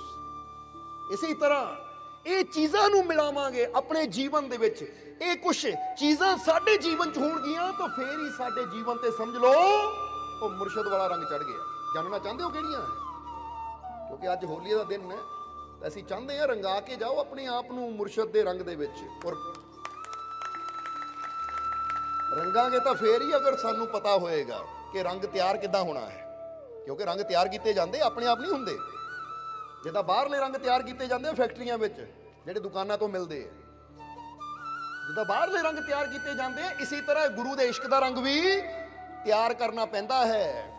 ਬਸ ਉਹਨਾਂ ਸਾਰੀਆਂ ਚੀਜ਼ਾਂ ਨੂੰ ਇਕੱਠਾ ਕਰਨਾ ਪੈਂਦਾ ਹੈ ਜਿਨ੍ਹਾਂ ਨੂੰ ਮਿਲਾ ਕੇ ਇਹ ਰੰਗ ਤਿਆਰ ਹੁੰਦਾ ਹੈ। ਕਿਉਂਕਿ ਚੀਜ਼ਾਂ ਕਹਿਣੀਆਂ ਪੈ ਰਹੀਆਂ ਸਾਨੂੰ, ਕਿਉਂਕਿ ਬੰਦੇ ਨੂੰ ਸਮਝ ਹੀ ਫੇਰ ਆਉਂਦੀ ਹੈ। ਹੁਣ ਉਹ ਕਿਹੜੀ ਕਿਹੜੀ ਚੀਜ਼ ਹੈ ਜਿਹਨੂੰ ਮਿਕਸ ਕਰਕੇ ਸਾਡੇ ਜੀਵਨ ਦੇ ਵਿੱਚ ਉਹ ਗੁਰੂ ਵਾਲਾ ਰੰਗ ਤਿਆਰ ਹੋ ਸਕਦਾ ਹੈ ਔਰ ਸਾਡਾ ਜੀਵਨ ਉਹਦੇ ਰੰਗ ਵਿੱਚ ਰੰਗ ਸਕਦਾ ਹੈ। ਹੁਣ ਆਜੋ ਉਹਨਾਂ ਚੀਜ਼ਾਂ ਨੂੰ ਸਮਝੀਏ। ਸੋ 9 ਪ੍ਰਕਾਰ ਦੀਆਂ ਜੋ ਮੇਨ ਚੀਜ਼ਾਂ ਹੈ, ਇਹਨਾਂ ਨੂੰ ਆਪਣੇ ਜੀਵਨ 'ਚ ਲਿਆਉਣਾ ਪਏਗਾ। ਸਮਝ ਲਓ ਇਹਨੂੰ ਕਹਿ ਸਕਦੇ ਆ ਰੂਹ ਦਾ ਰੰਗ, ਆਤਮਾ ਦਾ ਰੰਗ, ਪਰਮਾਤਮਾ ਦਾ ਰੰਗ, ਮੁਰਸ਼ਦ ਵਾਲਾ ਰੰਗ। ਤਿਆਰ ਹੋ ਜਾਏਗਾ। ਅਗਰ ਇਹ 9 ਗੁਣ ਸਾਡੇ ਅੰਦਰ ਹੋ ਜਾਣ, ਕਿਉਂਕਿ ਇਹ 9 ਗੁਣ ਮਿਲਦੇ ਹੈ, ਇਹ 9 ਖੂਬੀਆਂ ਮਿਲਦੀਆਂ ਹੈ, ਤਾਂ ਫਿਰ ਜਾ ਕੇ ਗੁਰੂ ਵਾਲਾ ਰੰਗ ਤਿਆਰ ਹੋ ਜਾਂਦਾ ਹੈ। ਸੋ ਹੁਣ ਤੁਸੀਂ ਵੀ ਨੋਟ ਕਰ ਲਓ, ਇਹਨੂੰ ਦਿਲ 'ਚ ਲਿਖ ਲਓ ਕਿ ਪਹਿਲਾ ਗੁਣ ਕਿਹੜਾ ਸਾਡੇ ਅੰਦਰ ਹੋਣਾ ਚਾਹੀਦਾ ਹੈ ਜੇ ਅਸੀਂ ਉਹ ਰੰਗ ਨੂੰ ਤਿਆਰ ਕਰਨਾ ਹੈ। ਤਾਂ ਪਹਿਲਾ ਗੁਣ ਹੈ ਪ੍ਰੇਮ। ਇਸ ਲਈ ਜਿਸਨੇ ਪ੍ਰੇਮ ਕਿਹਾ ਸ਼ਾਬਾਸ਼। ਪਹਿਲਾ ਗੁਣ ਹੈ ਪ੍ਰੇਮ। ਔਰ ਯਾਦ ਰੱਖੋ, ਜਦੋਂ ਪ੍ਰੇਮ ਰੂਪੀ ਗੁਣ ਦੀ ਅਸੀਂ ਗੱਲ ਕਰ ਰਹੇ ਹਾਂ ਤਾਂ ਇੱਥੇ ਹੁਣ ਗੱਲ ਚਲੀ ਹੈ ਕਿ ਕਿਹੜਾ ਗੁਣ ਹੈ ਪਹਿਲਾਂ, ਸ਼ੁਰੂਆਤ ਵਿੱਚ ਕਿਹੜਾ ਗੁਣ ਚਾਹੀਦਾ ਉਹ ਰੰਗ ਤਿਆਰ ਕਰਨ ਨੂੰ। ਪਹਿਲਾ ਗੁਣ ਹੈ ਪ੍ਰੇਮ। ਇਸ ਲਈ ਆਓ ਹੁਣ ਇਹ ਰੰਗ ਤਿਆਰ ਕਰਨ ਵਾਸਤੇ ਇੱਕ ਮਿਕਸੀ ਤਿਆਰ ਕਰ ਲਈਏ। ਆ ਸਮਝ ਲਓ ਏਦਾਂ ਮਿਕਸੀ ਹੋ ਗਈ। ਹੁਣ ਇਹਦੇ 'ਚ ਪਹਿਲਾਂ ਪਾਣਾ ਹੈ ਅਸੀਂ ਪ੍ਰੇਮ। ਸਮਝਦੇ ਹੋ ਕਿ ਨਹੀਂ? ਹੁਣ ਉਹ ਚੀਜ਼ਾਂ ਪਵਾਉਣੀਆਂ ਇਹਦੇ 'ਚ। ਇੱਥੇ ਮਿਕਸੀ ਅਸੀਂ ਹੱਥ ਇੱਕ ਐਗਜ਼ਾਮਪਲ ਦੇ ਰਹੇ ਹਾਂ ਤੁਹਾਨੂੰ। ਤੁਸੀਂ ਆਪਣੇ ਦਿਲ ਦੀ ਮਿਕਸੀ ਨੂੰ ਤਿਆਰ ਕਰਨਾ ਹੈ, ਆਪਣੇ ਹਿਰਦੇ ਦੀ ਮਿਕਸੀ ਨੂੰ। ਮਿਕਸਚਰ ਹੁੰਦਾ, ਠੀਕ ਹੈ। ਪਤਾ ਨਹੀਂ ਕਈ ਵਾਰ ਅਨਪੜ੍ਹ ਬੰਦੇ ਆ, ਕਈ ਵਾਰ ਬੋਲਣ ਵਿੱਚ ਹੋ ਜਾਵੇ ਤਾਂ ਸਮਝ ਲਿਆ ਕਰੋ ਆਪੇ। ਹੁਣ ਤੁਸੀਂ ਕਹਿਣਾ ਅਨਪੜ੍ਹ, ਹਾਂ ਵਾਕਿਆ ਹੀ ਕਦੀ ਸਕੂਲ ਨਹੀਂ ਗਏ ਅਸੀਂ। ਸੋ ਹੁਣ ਆ ਜਾਈਏ ਉਹ ਰੰਗ ਨੂੰ ਤਿਆਰ ਕਰਨ ਦੀ ਗੱਲ ਕਿ ਅਸੀਂ ਕਹਿ ਰਹੇ ਸੀ ਕਿ ਆਪਣੇ ਹਿਰਦੇ ਦੀ ਮਿਕਸਚਰ ਨੂੰ ਤਿਆਰ ਕਰ ਲਓ ਤਾਂ ਕਿ ਇਹਦੇ ਵਿੱਚ ਅਸੀਂ ਉਹ ਰੰਗ ਤਿਆਰ ਕਰਨਾ ਹੈ। ਕਿਹੜਾ ਰੰਗ? ਮੁਰਸ਼ਦ ਵਾਲਾ, ਆਪਣੇ ਮਾਲਿਕ ਵਾਲਾ, ਆਪਣੇ ਗੁਰੂ ਵਾਲਾ। ਤਾਂ ਪਹਿਲਾਂ ਕਿਹੜੀ ਚੀਜ਼ ਪਾਣੀ ਹੈ? ਪ੍ਰੇਮ। ਪਾ ਦਿਓ ਪ੍ਰੇਮ ਨੂੰ। ਔਰ ਪ੍ਰੇਮ ਪਾਣ ਦਾ ਮਤਲਬ ਕੀ ਹੈ? ਪ੍ਰੇਮ ਪਾਣ ਦਾ ਮਤਲਬ ਹੈ ਆਪਣੇ ਹਿਰਦੇ ਨੂੰ ਇੰਨਾ ਪ੍ਰੇਮ ਨਾਲ ਭਰਪੂਰ ਕਰ ਲਓ ਕਿ ਹੁਣ ਕਿਸੇ ਵਾਸਤੇ ਦਿਲ 'ਚ ਨਫ਼ਰਤ ਰਵੇ ਨਾ। ਇੱਥੇ ਕਹਿ ਦਿੱਤਾ ਮੈਂ ਪ੍ਰੇਮ ਪਾ ਲਿਆ ਤਾਂ ਬਾਹਰ ਜਾ ਕੇ ਫਿਰ ਉਹੀ ਕ੍ਰੋਧ, ਉਹੀ ਬੁਰਾ ਭਲਾ ਬੋਲਣਾ, ਤਾਂ ਫਿਰ ਹਾਲੇ ਇਹਦਾ ਮਤਲਬ ਅਸੀਂ ਪ੍ਰੇਮ ਆਪਣੇ ਅੰਦਰ ਪਾਇਆ ਹੀ ਨਹੀਂ। ਕਿਉਂਕਿ ਅਸੀਂ ਹਮੇਸ਼ਾ ਦੱਸੀਦਾ ਹੈ ਕਿ ਪ੍ਰੇਮ ਦਾ ਮਤਲਬ ਇਹ ਨਹੀਂ ਕਿ ਮੈਂ ਆਪਣੇ ਮਾਲਿਕ ਨੂੰ ਪ੍ਰੇਮ ਕਰਦਾ, ਆਪਣੇ ਪਰਮਾਤਮਾ ਨੂੰ ਪ੍ਰੇਮ ਕਰਦਾ। ਕੋਈ ਕਹਿ ਦਿੰਦਾ ਨਾ ਮੈਂ ਅੱਲਾਹ ਨੂੰ ਬੜਾ ਪਿਆਰ ਕਰਦਾ ਹਾਂ, ਮੈਂ ਵਾਹਿਗੁਰੂ ਨੂੰ ਬੜਾ ਪਿਆਰ ਕਰਦਾ ਹਾਂ, ਮੈਂ ਉਹ ਗੋਡ ਨੂੰ, ਉਹ ਰੱਬ ਨੂੰ ਬੜਾ ਪਿਆਰ ਕਰਦਾ ਹਾਂ। ਹੁਣ ਰੱਬ ਨੂੰ ਤਾਂ ਪਿਆਰ ਕਰਦਾ, ਰੱਬ ਦੇ ਬਣਾਏ ਹੋਈ ਮਖਲੂਕਾਤ ਨਾਲ ਪਿਆਰ ਕਿਉਂ ਨਹੀਂ ਕਰਦਾ? ਰੱਬ ਦੇ ਬਣਾਏ ਹੋਏ ਇਨਸਾਨਾਂ ਨਾਲ ਪਿਆਰ ਕਿਉਂ ਨਹੀਂ ਕਰਦਾ? ਜਦੋਂ ਤੱਕ ਤੂੰ ਰੱਬ ਦੇ ਬਣਾਏ ਹੋਏ ਇਨਸਾਨਾਂ ਨਾਲ ਪਿਆਰ ਨਹੀਂ ਕਰੇਗਾ, ਉਹਦੀ ਕੁਦਰਤ ਨਾਲ ਪਿਆਰ ਨਹੀਂ ਕਰੇਗਾ, ਉਦੋਂ ਤੱਕ ਤੂੰ ਰੱਬ ਨਾਲ ਪਿਆਰ ਕਦੀ ਕਰ ਹੀ ਨਹੀਂ ਸਕਦਾ। ਉਹ ਸਿਰਫ ਜਵਾਨੀ ਦਾਅਵੇ ਹੈ। ਹੁਣ ਤੁਸੀਂ ਕਹਿ ਲਓ ਅਸੀਂ ਤੁਹਾਨੂੰ ਬਹੁਤ ਪਿਆਰ ਕਰਦੇ ਹਾਂ, ਪਰ ਦੂਜਿਆਂ ਦੇ ਵਾਸਤੇ ਤੁਹਾਡੇ ਦਿਲਾਂ 'ਚ ਨਫ਼ਰਤ ਹੈ, ਤਾਂ ਫਿਰ ਇਹਦਾ ਮਤਲਬ ਹਾਲੇ ਉਹ ਪਿਆਰ ਪੂਰਨ ਹੋਇਆ ਹੀ ਨਹੀਂ। ਹਾਲੇ ਉਹ ਸਿਰਫ ਜਵਾਨੀ ਪਿਆਰ ਹੈ, ਹਾਲੇ ਉਹ ਪਿਆਰ ਤੁਹਾਡੇ ਹਿਰਦੇ ਤੱਕ ਨਹੀਂ ਪਹੁੰਚਿਆ। ਇਸ ਲਈ ਪ੍ਰੇਮ ਦਾ ਮਤਲਬ ਹੈ ਇਹ ਪ੍ਰੇਮ ਤੁਹਾਡੇ ਹਿਰਦੇ ਦੇ ਅੰਦਰ ਸਮਾ ਜਾਵੇ। ਇਸ ਲਈ ਕੱਢ ਦਿਓ ਨਫ਼ਰਤ ਨੂੰ, ਕਰ ਲਓ ਪ੍ਰੇਮ ਦੀ ਐਂਟਰੀ ਆਪਣੇ ਹਿਰਦੇ ਦੇ ਅੰਦਰ ਕਿ ਮੈਂ ਕਿਸੇ ਨਾਲ ਨਫ਼ਰਤ ਨਹੀਂ ਕਰਨੀ। ਦੂਜੇ ਦਾ ਮੈਂ ਕਹਿ ਨਹੀਂ ਸਕਦਾ ਮੈਂ ਕਿਸੇ ਨਾਲ ਨਫ਼ਰਤ ਨਹੀਂ ਕਰਨੀ। ਦੂਜਾ ਮੇਰੇ ਨਾਲ ਪਿਆਰ ਕਰਦਾ ਜਾਂ ਨਹੀਂ ਕਰਦਾ ਉਹ ਨਹੀਂ ਸੋਚਣਾ, ਮੈਂ ਪਿਆਰ ਕਰਦਾ ਹਾਂ ਜਾਂ ਨਹੀਂ ਕਰਦਾ, ਮੇਰੇ ਅੰਦਰ ਅੱਛਾਈ ਦੀ ਭਾਵਨਾ ਹੈ ਜਾਂ ਨਹੀਂ, ਅਸੀਂ ਇਹ ਵਿਚਾਰ ਕਰਨਾ ਹੈ। ਮੇਰੇ ਅੰਦਰ ਅੱਛਾਈ ਦੀ ਭਾਵਨਾ ਹੋਣੀ ਚਾਹੀਦੀ ਹੈ, ਕਿਉਂਕਿ ਆਪਣੇ ਜੀਵਨ 'ਚ ਗੁਰੂ ਵਾਲਾ ਰੰਗ ਮੈਂ ਚੜਾਉਣਾ ਚਾਹੁੰਦਾ ਹਾਂ। ਜੇ ਮੈਂ ਉਸ ਰੰਗ ਨੂੰ ਆਪਣੇ ਜੀਵਨ 'ਚ ਚੜਾਉਣਾ ਚਾਹੁੰਦਾ ਤਾਂ ਬਦਲਾਅ ਵੀ ਮੈਨੂੰ ਹੀ ਕਰਨਾ ਪਏਗਾ। ਹੁਣ ਜੇ ਦੂਜਾ ਨਾ ਕਰੇ ਤਾਂ ਇਹਦਾ ਮਤਲਬ ਉਹ ਨਹੀਂ ਰੰਗਣਾ ਚਾਹੁੰਦਾ ਆਪਣੇ ਆਪ ਨੂੰ ਇਸ਼ਕ ਦੇ ਰੰਗ 'ਚ, ਪ੍ਰਭੂ ਦੇ ਰੰਗ 'ਚ, ਤਾਂ ਫਿਰ ਮੈਂ ਕੀ ਕਰ ਸਕਦਾ ਹਾਂ? ਉਹਦੀ ਖੁਸ਼ੀ ਹੈ, ਮੇਰੀ ਖੁਸ਼ੀ ਹੈ ਆਪਣੇ ਆਪ ਨੂੰ ਮੁਰਸ਼ਦ ਦੇ, ਪ੍ਰਭੂ ਦੇ ਰੰਗ 'ਚ ਰੰਗਣਾ। ਜੇ ਮੇਰੀ ਖੁਸ਼ੀ ਹੈ ਤਾਂ ਉਹ ਕੰਮ ਮੈਂ ਕਰਨਾ ਹੈ। ਸਮਝਦੇ ਹੋ ਕਿ ਨਹੀਂ? ਤੁਸੀਂ ਕਿਸੇ ਨਾਲ ਜ਼ਬਰਦਸਤੀ ਨਹੀਂ ਕਰ ਸਕਦੇ। ਕਈ ਵਾਰ ਬੰਦਾ ਸੋਚੇ ਮੈਂ ਨਫ਼ਰਤ ਛੱਡ ਦਿੱਤੀ ਪਰ ਉਹ ਨਹੀਂ ਛੱਡਦਾ, ਫਿਰ ਮੈਂ ਕਿੱਦਾਂ ਛੱਡਾਂ? ਭਾਈ ਉਹਦਾ ਨਹੀਂ ਦਿਲ ਕਰਦਾ ਰੱਬ ਦੇ ਰੰਗ 'ਚ ਆਪਣੇ ਜੀਵਨ ਨੂੰ ਰੰਗਣ ਲਈ, ਉਹਦਾ ਨਹੀਂ ਦਿਲ ਕਰਦਾ ਉਸ ਆਨੰਦ ਤੱਕ ਪਹੁੰਚਣ ਲਈ, ਤਾਂ ਤੂੰ ਕਿਉਂ ਸੋਚ ਰਿਹਾ? ਤੂੰ ਤਾਂ ਚਾਹਣਾ ਚਾਹੁੰਦਾ ਨਾ ਉਸ ਆਨੰਦ ਤੱਕ, ਤੂੰ ਤਾਂ ਆਪਣੇ ਜੀਵਨ ਨੂੰ ਮੁਰਸ਼ਦ ਦੀ ਰਜ਼ਾ 'ਚ ਰੰਗਣਾ ਚਾਹੁੰਦਾ ਜਾਂ ਨਹੀਂ? ਤਾਂ ਫਿਰ ਤੂੰ ਕੋਸ਼ਿਸ਼ ਕਰ। ਹੁਣ ਜੇ ਬੰਦਾ ਕਵੇ ਇੱਕ ਬੱਚਾ ਪਾਸ ਹੋਣਾ ਚਾਹੁੰਦਾ ਹੈ, ਦੂਜੇ ਬੱਚੇ ਨੂੰ ਮਤਲਬ ਹੀ ਨਹੀਂ, ਉਹਦਾ ਧਿਆਨ ਹੀ ਖੇਡਾਂ ਵੱਲ ਹੈ, ਤਾਂ ਹੁਣ ਬੱਚਾ ਕਵੇ ਉਹ ਨਹੀਂ ਪੜਦਾ, ਉਹ ਨਹੀਂ ਮਿਹਨਤ ਕਰਦਾ, ਮੈਂ ਪਾਸ ਹੋਣਾ ਚਾਹੁੰਦਾ ਹਾਂ ਤਾਂ ਕੀ ਮੈਂ ਵੀ ਨਾ ਕਰਾਂ? ਭਾਈ ਪਾਸ ਤੂੰ ਹੋਣਾ ਚਾਹੁੰਦਾ, ਤੂੰ ਮਿਹਨਤ ਕਰ, ਉਹ ਪੜੇ ਨਾ ਪੜੇ ਉੱਤੇ ਛੱਡ ਦੇ, ਕਿਉਂਕਿ ਤੇਰੀ ਮਿਹਨਤ ਨੇ ਤੈਨੂੰ ਪਾਸ ਕਰਨਾ ਹੈ। ਜੇ ਉਹ ਨਹੀਂ ਮਿਹਨਤ ਕਰਦਾ ਤੇ ਇਹਦਾ ਮਤਲਬ ਉਹਦੇ ਅੰਦਰ ਭਾਵਨਾ ਹੀ ਨਹੀਂ ਹੈ ਕਾਮਯਾਬ ਹੋਣ ਦੀ। ਸਮਝਦੇ ਹੋ ਕਿ ਨਹੀਂ? ਇਸ ਲਈ ਜੇ ਵਾਕਈ ਤੁਸੀਂ ਉਸ ਆਨੰਦ ਨੂੰ ਪਾਣਾ ਚਾਹੁੰਦੇ ਹੋ ਤਾਂ ਤੁਹਾਡੇ ਅੰਦਰ ਭਾਵਨਾ ਵੀ ਹੋਣੀ ਚਾਹੀਦੀ ਹੈ ਉਸ ਆਨੰਦ ਤੱਕ ਪਹੁੰਚਣ ਦੀ। ਔਰ ਜਿਹਦੇ ਅੰਦਰ ਇਹ ਭਾਵਨਾ ਹੁੰਦੀ ਹੈ ਫਿਰ ਕੋਈ ਵੀ ਕੀਮਤ ਦੇਣ ਨੂੰ ਤਿਆਰ ਹੋ ਜਾਂਦਾ ਹੈ ਕਿ ਮੈਨੂੰ ਇਹ ਚੀਜ਼ ਚਾਹੀਦੀ ਹੈ ਤਾਂ ਮੈਂ ਹਰ ਕੀਮਤ ਦੇਣ ਨੂੰ ਤਿਆਰ ਹਾਂ। ਇਸ ਲਈ ਸਮਝ ਲਿਓ ਸਾਰੇ। ਇਸ ਲਈ ਪਾ ਦਿਓ ਅੱਜ ਇਹ ਹਿਰਦੇ ਦੇ ਅੰਦਰ ਪ੍ਰੇਮ ਨੂੰ ਪਾ ਦਿੱਤਾ ਕਿ ਨਹੀਂ? ਇਸ ਲਈ ਪਹਿਲਾ ਗੁਣ ਸਾਡੇ ਅੰਦਰ ਪ੍ਰੇਮ ਹੋਣਾ ਜ਼ਰੂਰੀ ਹੈ।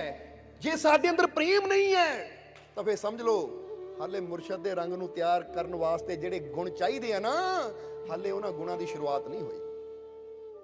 ਇਸ ਲਈ ਪਹਿਲਾ ਗੁਣ ਹੈ ਪ੍ਰੇਮ, ਕਿ ਸਾਡੇ ਹਿਰਦੇ ਸਭ ਦੇ ਵਾਸਤੇ ਪ੍ਰੇਮ ਹੋਵੇ। ਔਰ ਦੂਜਾ ਗੁਣ ਹੈ ਪ੍ਰਸੰਨਤਾ, ਖੁਸ਼ੀ, ਕਿਉਂਕਿ ਆਤਮਾ ਦਾ ਦੂਜਾ ਗੁਣ ਹੈ। ਸਮਝਦੇ ਹੋ ਕਿ ਨਹੀਂ? ਆਤਮਾ ਦਾ ਇਹ ਦੂਜਾ ਗੁਣ ਹੈ। ਮੁਰਸ਼ਦ ਦੇ ਰੰਗ ਨੂੰ ਤਿਆਰ ਕਰਨ ਵਾਸਤੇ ਦੂਜਾ ਗੁਣ ਹੋਣਾ ਚਾਹੀਦਾ ਹੈ ਪ੍ਰਸੰਨਤਾ। ਪ੍ਰਸੰਨਤਾ ਦਾ ਮਤਲਬ ਮੈਂ ਹਰ ਵੇਲੇ ਪ੍ਰਸੰਨ ਰਹਿਣਾ ਹੈ, ਮੈਂ ਹਰ ਵੇਲੇ ਖੁਸ਼ ਰਹਿਣਾ ਹੈ। ਹੁਣ ਖੁਸ਼ ਦਾ ਮਤਲਬ ਇਹ ਨਹੀਂ ਕਿ ਹਰ ਵੇਲੇ ਹਾ ਹਾ ਹਾ ਹੀ ਕਰੀ ਜਾਓ। ਇਹ ਬਰਾ ਹੁੰਦਾ ਸੋ ਹਰ ਵੇਲੇ ਮੈਂ ਕਿਦਾਂ। ਪ੍ਰਸੰਨ ਦਾ ਮਤਲਬ ਹੈ ਅੰਦਰੋਂ ਮੈਂ ਬੜਾ ਖੁਸ਼ ਹਾਂ, ਮੈਂ ਬੜਾ ਆਨੰਦਿਤ ਹਾਂ, ਮੈਂ ਬੜਾ ਸ਼ਾਂਤ ਹਾਂ। ਤੁਹਾਡੇ ਚਿਹਰੇ ਤੇ ਹਰ ਵੇਲੇ ਇੱਕ ਪ੍ਰਸੰਨਤਾ ਦੀ ਹਵਾ ਰਹਿਣੀ ਚਾਹੀਦੀ ਹੈ। ਜਿੱਦਾਂ ਬੰਦਾ ਕਹਿੰਦਾ ਨਾ ਖੁਸ਼, ਕੋਈ ਪੁੱਛੇ ਕਿਦਾਂ, ਮੈਂ ਪ੍ਰਸੰਨ ਹਾਂ, ਬਹੁਤ ਖੁਸ਼ ਹਾਂ। ਔਰ ਸਿਰਫ ਕਹਿਣਾ ਨਹੀਂ ਹੈ, ਅੰਦਰੋਂ ਫੀਲ ਕਰਨਾ ਹੈ ਇਦਾਂ ਕਿ ਦੂਜੇ ਨੂੰ ਵੀ ਫੀਲ ਹੋਵੇ ਕਿ ਵਾਕਈ ਤੁਸੀਂ ਪ੍ਰਸੰਨ ਹੋ, ਵਾਕਈ ਤੁਸੀਂ ਖੁਸ਼ ਹੋ। ਔਰ ਜਿਹੜਾ ਇਨਸਾਨ ਖੁਦ ਪ੍ਰਸੰਨ ਰਹਿੰਦਾ ਹੈ, ਖੁਦ ਖੁਸ਼ ਰਹਿੰਦਾ ਹੈ, ਯਾਦ ਰੱਖੋ ਜਿਹੜਾ ਖੁਦ ਖੁਸ਼ ਹੋਵੇ ਉਹ ਕਦੀ ਦੂਜੇ ਨੂੰ ਟੈਨਸ਼ਨ ਦੇਣ ਵਾਲੀ, ਦੂਜੇ ਨੂੰ ਤਕਲੀਫ ਦੇਣ ਵਾਲੀ ਜਾਂ ਦੂਜੇ ਨੂੰ ਪਰੇਸ਼ਾਨ ਦੇਣ ਵਾਲੀ ਗੱਲ ਕਰਨ ਤੋਂ ਬਚੇਗਾ।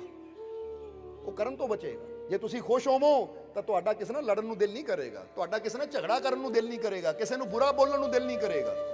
ਪਰ ਜੇ ਤੁਸੀਂ ਅੰਦਰੋਂ ਦੁਖੀ ਹੋਵੋ, ਖਿਜੇ ਹੋਵੋ, ਕੋਈ ਤੁਹਾਡੇ ਕੋਲ ਆ ਜਾਵੇ, ਤੁਹਾਡਾ ਦਿਲ ਉੱਤੇ ਹੀ ਕਰਨਾ ਇਹਨਾਂ ਲੜਨ ਨੂੰ, ਉੱਤੇ ਹੀ ਕਰਨਾ ਇਹਨੂੰ ਤਕਲੀਫ ਦੇਣ ਨੂੰ। ਇਸ ਲਈ ਜ਼ਰਾ ਸੋਚੋ, ਇੱਕ ਜਵਾਬ ਦੇਣਾ ਕਿ ਕਿਸੇ ਦੀ ਘਰ ਦੇ ਵਿੱਚ ਡੈਥ ਹੋਈ ਹੋਵੇ, ਉਹਦੀ ਲਾਸ਼ ਪਈ ਹੋਈ ਹੈ।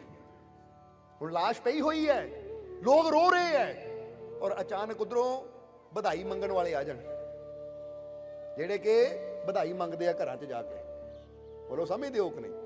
ਹੁਣ ਉਹ ਆ ਜਾਣ, ਆ ਕੇ ਘਰ ਵਾਲਿਆਂ ਨੂੰ ਕਹਿਣ ਹਾਂਜੀ ਜੀ ਵਧਾਈ ਦਿਓ, ਵਧਾਈ। ਤਾਂ ਹੁਣ ਜਿਹੜੇ ਪਹਿਲੇ ਹੀ ਰੋ ਰਹੇ ਹੈ, ਹੁਣ ਉਹ ਕੀ ਦੇਣਗੇ, ਕਿੱਦਾਂ ਵਧਾਈ ਦੇਣਗੇ? ਜਰਾ ਆਪ ਹੀ ਸੋਚ ਕੇ ਦੱਸ ਦਿਓ, ਕਿੱਦਾਂ ਵਧਾਈ ਦੇਣਗੇ? ਪਿਆਰ ਨਾਲ ਦੇਣਗੇ? ਪੈਸਾ ਰੱਖਣਗੇ ਉਹਨਾਂ ਦੇ ਹੱਥ ਤੇ? ਕੋਈ ਮੰਗਣ ਚਲਾ ਜਾਵੇ ਉੱਥੇ ਤਾਂ ਇਹ ਵੀ ਪਤਾ ਹੈ ਮੰਗਤੇ ਨੂੰ ਕਿ ਜਿਸ ਘਰ 'ਚ ਕਿਸੇ ਦੀ ਡੈਥ ਹੋ ਜਾਵੇ ਭਾਈ, ਉਦੋਂ ਤੱਕ ਮੰਗਣ ਨਹੀਂ ਜਾਣਾ ਜਦ ਤੱਕ ਇਹਨਾਂ ਦੇ ਘਰ 'ਚ ਕੋਈ ਖੁਸ਼ੀ ਨਹੀਂ ਆਂਦੀ। ਤਾਂ ਜਦੋਂ ਕਿਤੇ ਵਿਆਹ ਸ਼ਾਦੀ ਹੋਵੇ, ਬੱਚੇ ਨੇ ਜਨਮ ਲਿਆ ਹੋਵੇ, ਵਿਆਹ ਸ਼ਾਦੀ ਹੋਵੇ, ਫਿਰ ਉਹ ਵਧਾਈ ਲੈਣ ਵਾਲਾ ਜਾਵੇ ਤਾਂ ਫਿਰ ਉਹਨੂੰ ਕਿੱਦਾਂ ਵਧਾਈ ਮਿਲੇਗੀ? ਕੋਈ ਕੱਪੜਾ ਦੇਗਾ, ਕੋਈ ਪੈਸਾ ਦੇਗਾ, ਬਹੁਤਾ ਨਹੀਂ, ਥੋੜਾ ਜਿੰਨਾ ਵੀ ਹੈ ਕੁਛ ਨਾ ਕੁਛ ਮਿਲਣ ਦੇ ਉੱਥੋਂ ਚਾਂਸ ਹੈ। ਪਰ ਜਿੱਥੇ ਮਾਤਮ ਹੋਵੇ, ਅੰਦਰੋਂ ਦਿਲ ਦੁੱਖ ਨਾ ਭਰਿਆ ਹੋਵੇ, ਉੱਥੇ ਉਹ ਮੰਗਤਾ ਚਲਾ ਜਾਵੇ ਤਾਂ ਉਹਨੂੰ ਕੀ ਮਿਲੇਗਾ? ਮਾਰ ਹੀ ਮਿਲੇਗੀ, ਉੱਥੋਂ ਗਾਲਾਂ ਹੀ ਮਿਲਣਗੀਆਂ, ਉੱਥੋਂ ਪੈਸਾ ਜਾਂ ਖੁਸ਼ੀ ਨਹੀਂ ਮਿਲੇਗੀ। ਇਹ ਦੱਸਣਾ ਕੀ ਚਾਹੁੰਦੇ ਅਸੀਂ ਕਿ ਜਦੋਂ ਅੰਦਰੋਂ ਤੁਸੀਂ ਮਾਤਮ ਨਾਲ ਭਰੇ ਹੋ, ਦੁੱਖਾਂ ਨਾਲ ਭਰੇ ਹੋ, ਤੁਹਾਡੇ ਕੋਲ ਕੋਈ ਵੀ ਆਏਗਾ ਤਾਂ ਤੁਹਾਡੇ ਕੋਲ ਉਹਨੂੰ ਖੁਸ਼ੀ ਮਿਲ ਹੀ ਨਹੀਂ ਸਕਦੀ। ਕਾਰਨ ਕੀ ਹੈ? ਕਿਉਂਕਿ ਤੁਸੀਂ ਅੰਦਰ ਦੁੱਖ ਨਾਲ ਭਰੇ ਹੋ, ਔਰ ਜਿਹੜੀ ਚੀਜ਼ ਤੁਹਾਡੇ ਅੰਦਰ ਹੈ ਦੂਜੇ ਨੂੰ ਤੁਸੀਂ ਉਹੀ ਦੇ ਸਕਦੇ ਹੋ। ਤਾਂ ਜਦੋਂ ਤੁਸੀਂ ਅੰਦਰੋਂ ਖੁਸ਼ ਹੋਵੋ, ਪ੍ਰਸੰਨ ਹੋਵੋ, ਤਾਂ ਫਿਰ ਦੁਖੀ ਵੀ ਤੁਹਾਡੇ ਵੱਲ ਆ ਗਿਆ ਨਾ, ਪਰੇਸ਼ਾਨ ਵੀ ਤੁਹਾਡੇ ਵੱਲ ਆ ਗਿਆ, ਤਾਂ ਤੁਸੀਂ ਉਹਨੂੰ ਵੀ ਖੁਸ਼ੀ ਦੇ ਕੇ ਭੇਜਣਾ ਹੈ। ਕਿਉਂਕਿ ਜੋ ਤੁਹਾਡੇ ਅੰਦਰ ਹੈ, ਜਿਹੜਾ ਤੁਹਾਡੇ ਕੋਲ ਆਇਆ ਹੈ, ਉਹਨੂੰ ਤੁਸੀਂ ਉਹੀ ਦੇ ਸਕਦੇ ਹੋ। ਇਸ ਲਈ ਦੂਜਾ ਗੁਣ ਪ੍ਰਸੰਨਤਾ ਸਾਡੇ ਅੰਦਰ ਹੋਣਾ ਬਹੁਤ ਜ਼ਰੂਰੀ ਹੈ। ਕਿਉਂਕਿ ਅੰਦਰੋਂ ਅਸੀਂ ਪ੍ਰਸੰਨ ਹੋਵਾਂਗੇ ਤਾਂ ਫੇਰ ਹੀ ਅਸੀਂ ਦੂਜੇ ਨੂੰ ਵੀ ਪ੍ਰਸੰਨਤਾ ਦੇ ਸਕਦੇ ਹਾਂ, ਫੇਰ ਹੀ ਅਸੀਂ ਰੋਂਦਿਆਂ ਨੂੰ ਹਸਾ ਸਕਦੇ ਹਾਂ। ਸੋਚ ਕੇ ਦੇਖੋ ਗੱਲ ਸਹੀ ਹੈ ਜਾਂ ਨਹੀਂ? ਕਿਉਂਕਿ ਬੰਦਾ ਦੇ ਕੀ ਸਕਦਾ ਹੈ ਜੋ ਤੁਹਾਡੀ ਦੁਨਿਆਵੀ ਤੌਰ ਤੇ ਸੋਚੋ, ਜੋ ਮੇਰੀ ਜੇਬ 'ਚ ਹੈ ਮੈਂ ਦੂਜੇ ਨੂੰ ਉਹੀ ਵੰਡ ਸਕਦਾ ਹਾਂ। ਜੇ ਮੇਰੀ ਜੇਬ 'ਚ ਪੈਸਾ ਹੈ ਤਾਂ ਪੈਸਾ ਦੇ ਸਕਦਾ, ਜੇ ਮੇਰੀ ਜੇਬ 'ਚ ਸੋਨਾ ਹੈ ਤਾਂ ਸੋਨਾ ਦੇ ਸਕਦਾ, ਕਿਉਂਕਿ ਜੋ ਮੇਰੀ ਜੇਬ 'ਚੋਂ ਨਿਕਲਣਾ ਹੈ ਦੂਜੇ ਨੂੰ ਤਾਂ ਉਹੀ ਦੇਣਾ ਹੈ। ਬੋਲੋ ਸਮਝਦੇ ਹੋ ਕਿ ਨਹੀਂ? ਇਸੇ ਤਰ੍ਹਾਂ ਆਪਣੇ ਅੰਦਰ ਬਾਰੇ ਸੋਚੋ ਕਿ ਜਿੱਦਾਂ ਦੀ ਸਾਡੇ ਅੰਦਰ ਭਾਵਨਾ ਹੋਏਗੀ, ਜੇ ਦੁੱਖ ਵਾਲੀ ਭਾਵਨਾ ਹੈ, ਤਕਲੀਫ ਵਾਲੀ ਭਾਵਨਾ ਹੈ, ਪਰੇਸ਼ਾਨੀ ਵਾਲੀ ਭਾਵਨਾ, ਤਾਂ ਜਿੱਦਾਂ ਦਾ ਬੰਦਾ ਵੀ ਸਾਡੇ ਕੋਲ ਆਏਗਾ, ਹੱਸਦਾ ਵੀ ਆਏਗਾ ਤਾਂ ਰੋਂਦਾ ਜਾਏਗਾ, ਕਿਉਂਕਿ ਅਸੀਂ ਤਾਂ ਉਹੀ ਦੇ ਸਕਦੇ ਹਾਂ। ਇਸ ਲਈ ਦੂਜਾ ਗੁਣ ਆਪਣੇ ਅੰਦਰ ਪੈਦਾ ਕਰੋ, ਹਰ ਵੇਲੇ ਪ੍ਰਸੰਨ ਰਹਿਣ ਦਾ। ਔਰ ਇਹ ਵੀ ਯਾਦ ਰੱਖਣਾ ਕਿ ਪ੍ਰਸੰਨ ਰਹਿਣ ਵਾਲਾ ਇਨਸਾਨ ਜੀਵਨ 'ਚ ਤਰੱਕੀ ਕਰਦਾ ਹੈ, ਜੀਵਨ 'ਚ ਅੱਗੇ ਵੱਧਦਾ ਹੈ, ਜੀਵਨ 'ਚ ਕਾਮਯਾਬ ਵੀ ਉਹੀ ਹੁੰਦਾ ਹੈ। ਨਹੀਂ ਤਾਂ ਸੋਚ ਕੇ ਦੇਖੋ, ਇੱਕ ਦੁਕਾਨਦਾਰ ਪ੍ਰਸੰਨਤਾ ਨਾਲ ਆਪਣੇ ਕਸਟਮਰ ਨੂੰ ਮਿਲੇ ਤਾਂ ਉਹਦੀ ਤਰੱਕੀ ਹੋਏਗੀ ਜਾਂ ਨਹੀਂ? ਚਾਹੇ ਕੋਈ ਡਾਕਟਰ ਹੈ, ਚਾਹੇ ਕੋਈ ਵਕੀਲ ਹੈ, ਚਾਹੇ ਕੋਈ ਕਿਸੇ ਵੀ ਪੇਸ਼ੇ ਵਿੱਚ ਹੈ, ਅਗਰ ਉਹ ਹੱਸ ਕੇ ਸਾਰਿਆਂ ਨੂੰ ਮਿਲੇਗਾ, ਪਿਆਰ ਨਾਲ ਸਾਰਿਆਂ ਨੂੰ ਮਿਲੇਗਾ, ਤਾਂ ਉਹਦੇ ਨਾਲ ਜੁੜਨ ਵਾਲਿਆਂ ਦੀ, ਪਿਆਰ ਕਰਨ ਵਾਲਿਆਂ ਦੀ ਗਿਣਤੀ ਵੱਧਦੀ ਚਲੀ ਜਾਏਗੀ। ਔਰ ਜਦੋਂ ਗਿਣਤੀ ਵਧੇਗੀ ਤਾਂ ਉਹ ਕਾਮਯਾਬ ਵੀ ਹੁੰਦਾ ਚਲਾ ਜਾਏਗਾ। ਤਾਂ ਜੇ ਅਸੀਂ ਕਿਸੇ ਨੂੰ ਰੂਡਲੀ, ਗੁੱਸੇ 'ਚ, ਕ੍ਰੋਧ ਵਿੱਚ ਬੁਲਾਉਂਦੇ ਆ, ਜਾਂ ਕਿਸੇ ਵੱਲ ਬੁਰੀ ਨਜ਼ਰ ਨਾਲ ਦੇਖਦੇ ਆ, ਬੁਰੀ ਨਜ਼ਰ ਮਤਲਬ ਕ੍ਰੋਧ ਨਾਲ ਦੇਖਦੇ ਆ, ਤਾਂ ਅਗਲਾ ਸਾਡੇ ਨਾਲ ਕਦੀ ਦਿਲੋਂ ਨਹੀਂ ਜੁੜੇਗਾ, ਫਿਰ ਉਹ ਟੁੱਟਦਾ ਚਲਾ ਜਾਏਗਾ। ਔਰ ਜਦੋਂ ਲੋਕ ਸਾਡੇ ਨਾਲ ਟੁੱਟਦੇ ਚਲੇ ਜਾਣਗੇ ਤਾਂ ਫਿਰ ਅਸੀਂ ਵੀ, ਜੇ ਬੰਦਾ ਸੋਚੇ ਕਿ ਦੀਵਾਰ ਬਹੁਤ ਉੱਚੀ ਹੈ, ਅਗਰ ਉਹ ਦੀਵਾਰ ਚੋਂ ਇੱਕ ਇੱਕ ਇੱਟ ਕੱਢਦੇ ਜਾਓ ਤਾਂ ਉੱਚੀ ਤੋਂ ਉੱਚੀ ਦੀਵਾਰ ਵੀ ਇੱਕ ਦਿਨ ਗਿਰ ਜਾਏਗੀ। ਤਾਂ ਜੇ ਛੋਟੀ ਦੀਵਾਰ ਹੈ ਔਰ ਉਹਦੇ 'ਚ ਇੱਟ ਜੋੜਦੇ ਜਾਓ ਤਾਂ ਛੋਟੀ ਤੋਂ ਛੋਟੀ ਦੀਵਾਰ ਵੀ ਇੱਕ ਦਿਨ ਉੱਚੀ ਦੀਵਾਰ ਬਣ ਸਕਦੀ ਹੈ, ਕਿਉਂਕਿ ਜੋੜ ਦੇ ਨਾਲ ਹੀ ਬੰਦਾ ਉਚਾਈਆਂ ਤੇ ਪਹੁੰਚਦਾ ਹੈ, ਤਾਂ ਟੁੱਟਣ ਦੇ ਨਾਲ ਬੰਦਾ ਗਿਰਦਾ ਚਲਾ ਜਾਂਦਾ ਹੈ। ਇਸ ਲਈ ਤੁਸੀਂ ਦਿਲਾਂ ਨੂੰ ਜੋੜਨਾ ਹੈ ਆਪਣੇ ਨਾਲ। ਜਿੱਦਾਂ ਜਿੱਦਾਂ ਦਿਲ ਤੁਹਾਡੇ ਨਾਲ ਜੁੜਦੇ ਚਲੇ ਜਾਣਗੇ, ਲੋਕਾਂ ਦੇ ਦਿਲਾਂ 'ਚ ਤੁਹਾਡੇ ਵਾਸਤੇ ਪ੍ਰੇਮ ਪੈਦਾ ਹੁੰਦਾ ਚਲਾ ਜਾਏਗਾ, ਤਾਂ ਤੁਹਾਡੀ ਸਟਰੈਂਥ ਵੀ ਮਜ਼ਬੂਤ ਹੁੰਦੀ ਚਲੀ ਜਾਏਗੀ। ਤੁਸੀਂ ਵੀ ਜੀਵਨ 'ਚ ਤਰੱਕੀ ਕਰਦੇ ਚਲੇ ਜਾਓਗੇ। ਤਾਂ ਜੇ ਤੁਸੀਂ ਕਰਨੀ ਐਸੀ ਰੱਖੀ ਕਿ ਲੋਕਾਂ ਦੇ ਦਿਲਾਂ ਨੂੰ ਤੋੜਦੇ ਚਲੇ ਜਾਓਗੇ, ਤਾਂ ਇੱਕ ਦਿਨ ਤੁਸੀਂ ਇਕੱਲੇ ਖੜੇ ਰਹਿ ਜਾਓਗੇ ਔਰ ਤੁਹਾਡੇ ਨਾਲ ਕੋਈ ਨਹੀਂ ਹੋਏਗਾ, ਨਾ ਸੰਸਾਰ, ਤਾਂ ਨਾ ਹੀ ਉਹ ਪ੍ਰਮਾਤਮਾ, ਨਾ ਹੀ ਸਤਿਗੁਰ। ਕਿਉਂਕਿ ਤੋੜਨ ਵਾਲਿਆਂ ਨਾਲ ਕੋਈ ਨਹੀਂ ਖੜਦਾ, ਜੋੜਨ ਵਾਲਿਆਂ ਨਾਲ ਪ੍ਰਮਾਤਮਾ ਖੜਦਾ ਹੈ, ਮੁਰਸ਼ਦ ਖੜਦਾ ਹੈ। ਔਰ ਜਿਹਦੇ ਨਾਲ ਮੁਰਸ਼ਦ ਖੜ ਜਾਵੇ, ਉਹਦੇ ਨਾਲ ਸਾਰਾ ਸੰਸਾਰ ਆਪ ਹੀ ਖੜ ਜਾਂਦਾ ਹੈ। ਇਹ ਯਾਦ ਰੱਖੋ। ਇਸ ਲਈ ਜੋੜਨ ਵਾਲੇ ਬਣਨਾ ਹੈ, ਔਰ ਜੁੜਦਾ ਹੈ ਪ੍ਰਸੰਨਤਾ ਦੇ ਨਾਲ, ਪ੍ਰਸੰਨਤਾ ਵਾਲਾ ਗੁਣ।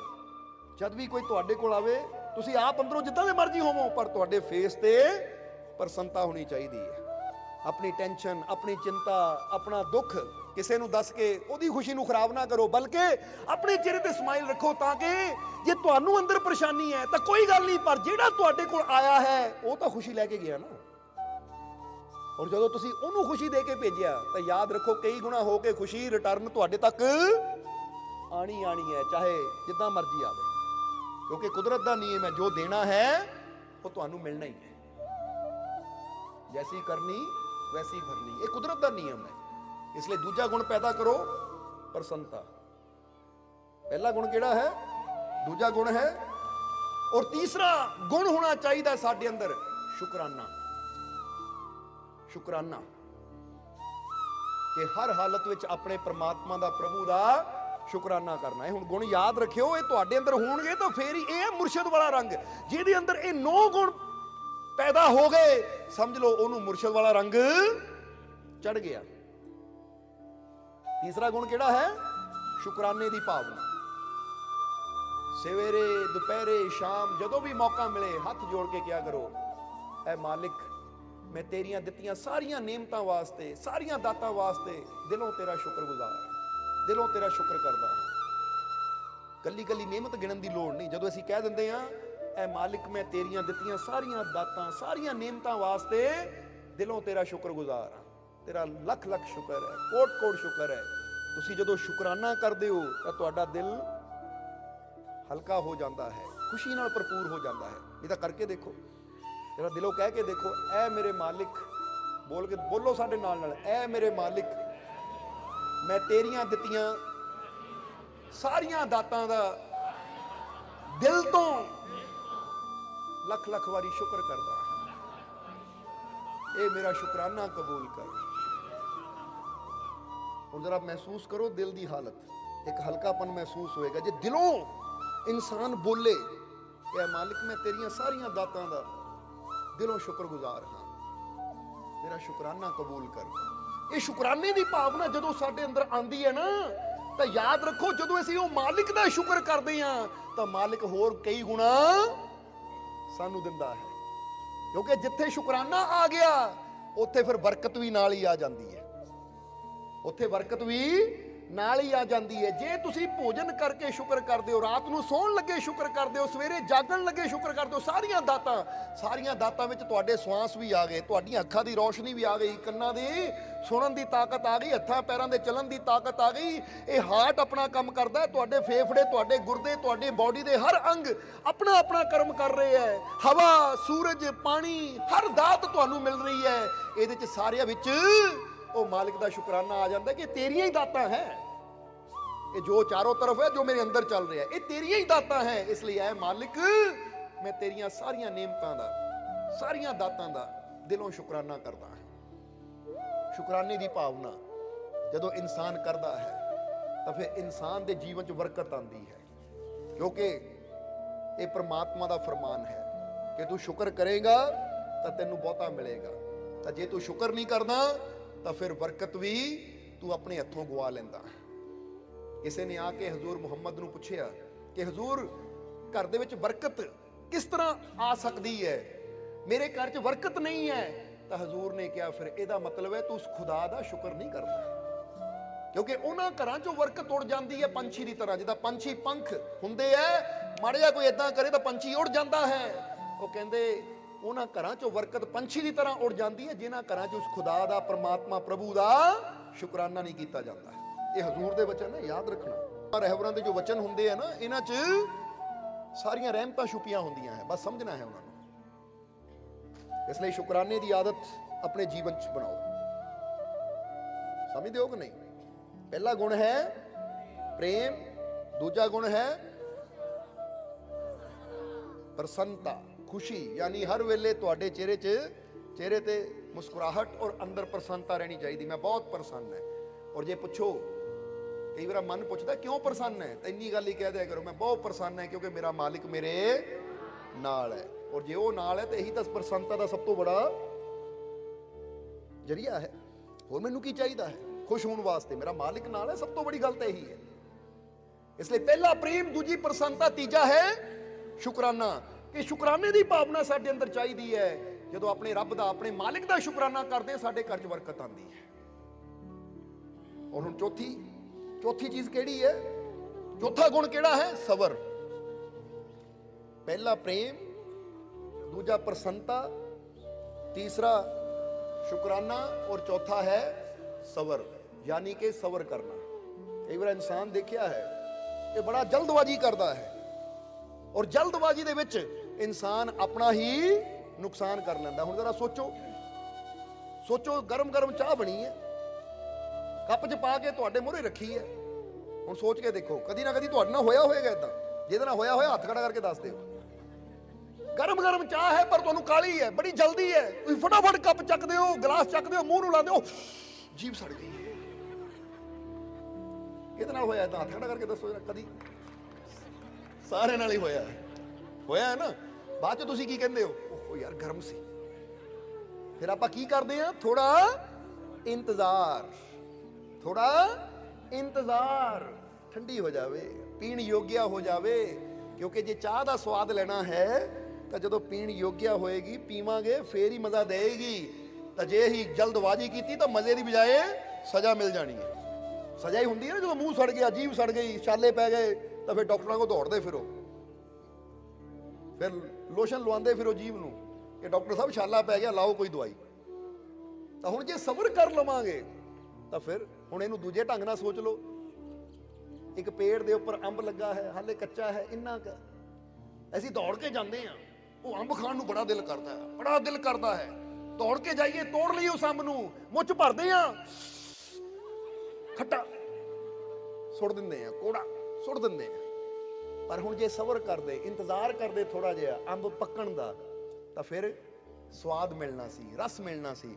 ਅਗਰ ਇੰਤਜ਼ਾਰ ਕਰਦੇ ਚਾਹ ਦੇ ਠੰਡਾ ਹੋਣ ਦਾ, ਤਾਂ ਸਵਾਦ ਮਿਲਣਾ ਸੀ, ਰਸ ਮਿਲਣਾ ਸੀ, ਟੇਸਟ ਮਿਲਣਾ ਸੀ, ਮਜ਼ਾ ਆਣਾ ਸੀ।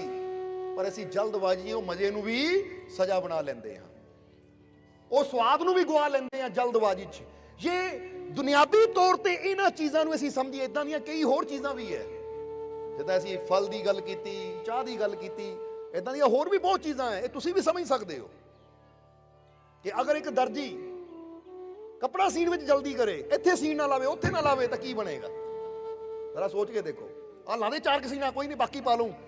ਹੁਣ 4 ਸੀਨਾ ਲੱਗੀਆਂ, ਪਜਾਮਾ ਪਾ ਕੇ ਕੋਈ ਤੁਰਿਆ ਹੋਵੇ, ਕਿੱਦਾਂ ਦਾ ਲੱਗੇਗਾ? ਜ਼ਰਾ ਸੋਚ ਕੇ ਦੇਖੋ।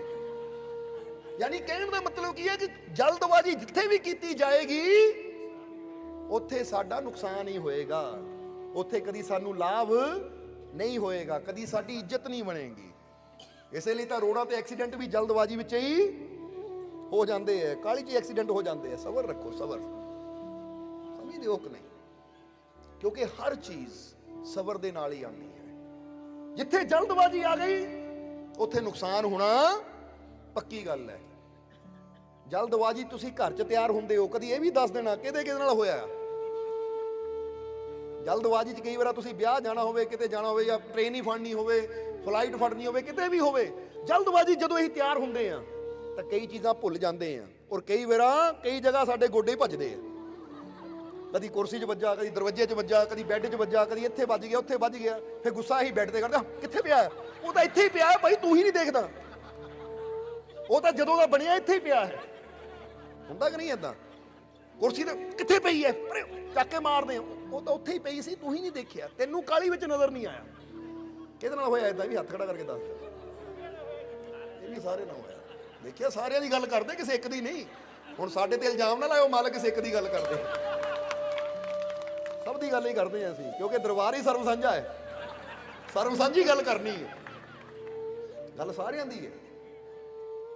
ਹੁਣ ਜਲਦਬਾਜ਼ੀ ਵਿੱਚ ਅਸੀਂ ਕਿੱਦਾਂ ਨੁਕਸਾਨ, ਕਿੱਦਾਂ ਸੱਟ ਚੋਟ ਆਪਾਂ ਖਾਂਦੇ ਆ। ਨੁਕਸਾਨ ਕਿਹਦਾ ਹੁੰਦਾ ਹੈ? ਸਾਡਾ। ਉਹ ਬੱਸ ਤਾਂ ਉੱਥੇ ਹੀ ਹੈ, ਉਹਨਾਂ ਟਾਈਮ ਸਿਰ ਹੀ ਚੱਲਣਾ ਹੈ, ਪਰ ਤੁਸੀਂ ਜਲਦਬਾਜ਼ੀ 'ਚ ਆਪਣਾ ਨੁਕਸਾਨ ਕਰ ਲਿਆ। ਉਹ ਟ੍ਰੇਨ ਉੱਥੇ ਹੀ ਹੈ, ਨੁਕਸਾਨ ਤੁਹਾਡਾ ਹੈ, ਕਿਉਂਕਿ ਉਹਨਾਂ ਤਾਂ ਆਪਣੇ ਟਾਈਮ ਸਿਰ ਚੱਲਣਾ ਹੈ। ਜੇ ਅਸੀਂ ਪਹਿਲੇ ਹੀ ਇਦਾਂ ਦਾ ਇੰਤਜ਼ਾਮ ਕਰ ਲਈਏ ਕਿ ਸਾਨੂੰ ਜਲਦਬਾਜ਼ੀ ਕਰਨੀ ਨਾ ਪਵੇ, ਤਾਂ ਅਸੀਂ ਕਈ ਨੁਕਸਾਨਾਂ ਤੋਂ ਬਚ ਸਕਦੇ ਹਾਂ। ਤਾਂ ਜੇ ਅਸੀਂ ਸਬਰ ਰੱਖੀਏ ਤਾਂ ਅਸੀਂ ਜੀਵਨ ਦਾ ਆਨੰਦ ਲੈ ਸਕਦੇ ਹਾਂ। ਸਮਝਦੇ ਹੋ ਕਿ ਨਹੀਂ? ਸਬਰ ਦੁਨਿਆਵੀ ਤੌਰ ਤੇ ਵੀ, ਔਰ ਰੱਬ ਦੇ ਘਰ ਦੀਆਂ ਰਹਿਮਤਾਂ ਨੂੰ ਪ੍ਰਾਪਤ ਕਰਨ ਵਾਸਤੇ ਵੀ ਸਾਡੇ ਅੰਦਰ ਸਬਰ ਦਾ ਹੋਣਾ ਜ਼ਰੂਰੀ ਹੈ। ਜਿਨ੍ਹਾਂ ਦੇ ਅੰਦਰ ਸਬਰ ਹੈ, ਉਹੀ ਮਾਲਕ ਦੇ ਘਰ ਦੀਆਂ ਰਹਿਮਤਾਂ, ਬਰਕਤਾਂ, ਬਖਸ਼ਿਸ਼ਾਂ ਨੂੰ ਪ੍ਰਾਪਤ ਕਰ ਸਕਦੇ ਹੈ। ਇਸ ਲਈ ਇੱਕ ਬੀਜ ਵੀ ਬੋਂਦੇ ਆ ਤਾਂ ਮਾਲੀ ਨੂੰ ਸਬਰ ਰੱਖਣਾ ਪੈਂਦਾ ਹੈ। ਹੌਲੀ ਹੌਲੀ ਉਹ ਅੰਕੁਰਿਤ ਹੁੰਦਾ ਹੈ, ਹੌਲੀ ਹੌਲੀ ਫਲ ਆਉਂਦੇ ਹੈ, ਫੁੱਲ ਆਉਂਦੇ ਹੈ, ਫਿਰ ਉਹ ਆਨੰਦ ਲੈਂਦਾ ਹੈ ਆਪਣੇ ਲਾਏ ਹੋਏ ਪੌਦੇ ਦਾ। ਇਸੀ ਤਰ੍ਹਾਂ ਤੁਸੀਂ ਵੀ ਜਦੋਂ ਉਸ ਮਾਲਿਕ ਦਾ ਸਿਮਰਨ ਕਰਦੇ ਹੋ ਤਾਂ ਸਬਰ, ਤੁਸੀਂ ਉਹਦੇ ਅੱਗੇ ਅਰਦਾਸ, ਬੇਨਤੀ, ਫਰਿਆਦ ਕਰਦੇ ਹੋ ਤਾਂ ਉੱਥੇ ਵੀ ਸਬਰ। ਕਿਉਂਕਿ ਜਦੋਂ ਸਬਰ ਦੇ ਨਾਲ ਤੁਸੀਂ ਆਪਣੀ ਫਰਿਆਦ ਦੇ ਬੂਟੇ ਨੂੰ ਸੀਂਚਦੇ ਹੋ ਤਾਂ ਇੱਕ ਦਿਨ ਮਿੱਠੇ ਫਲ ਵੀ ਝੋਲੀ 'ਚ ਪੈਂਦੇ। ਸਮਝਦੇ ਹੋ ਕਿ ਨਹੀਂ? ਹੁਣ ਇਹ ਇਦਾਂ ਸਮਝ ਲਓ, ਇੱਕ ਨੌਜਵਾਨ ਨੱਥੂ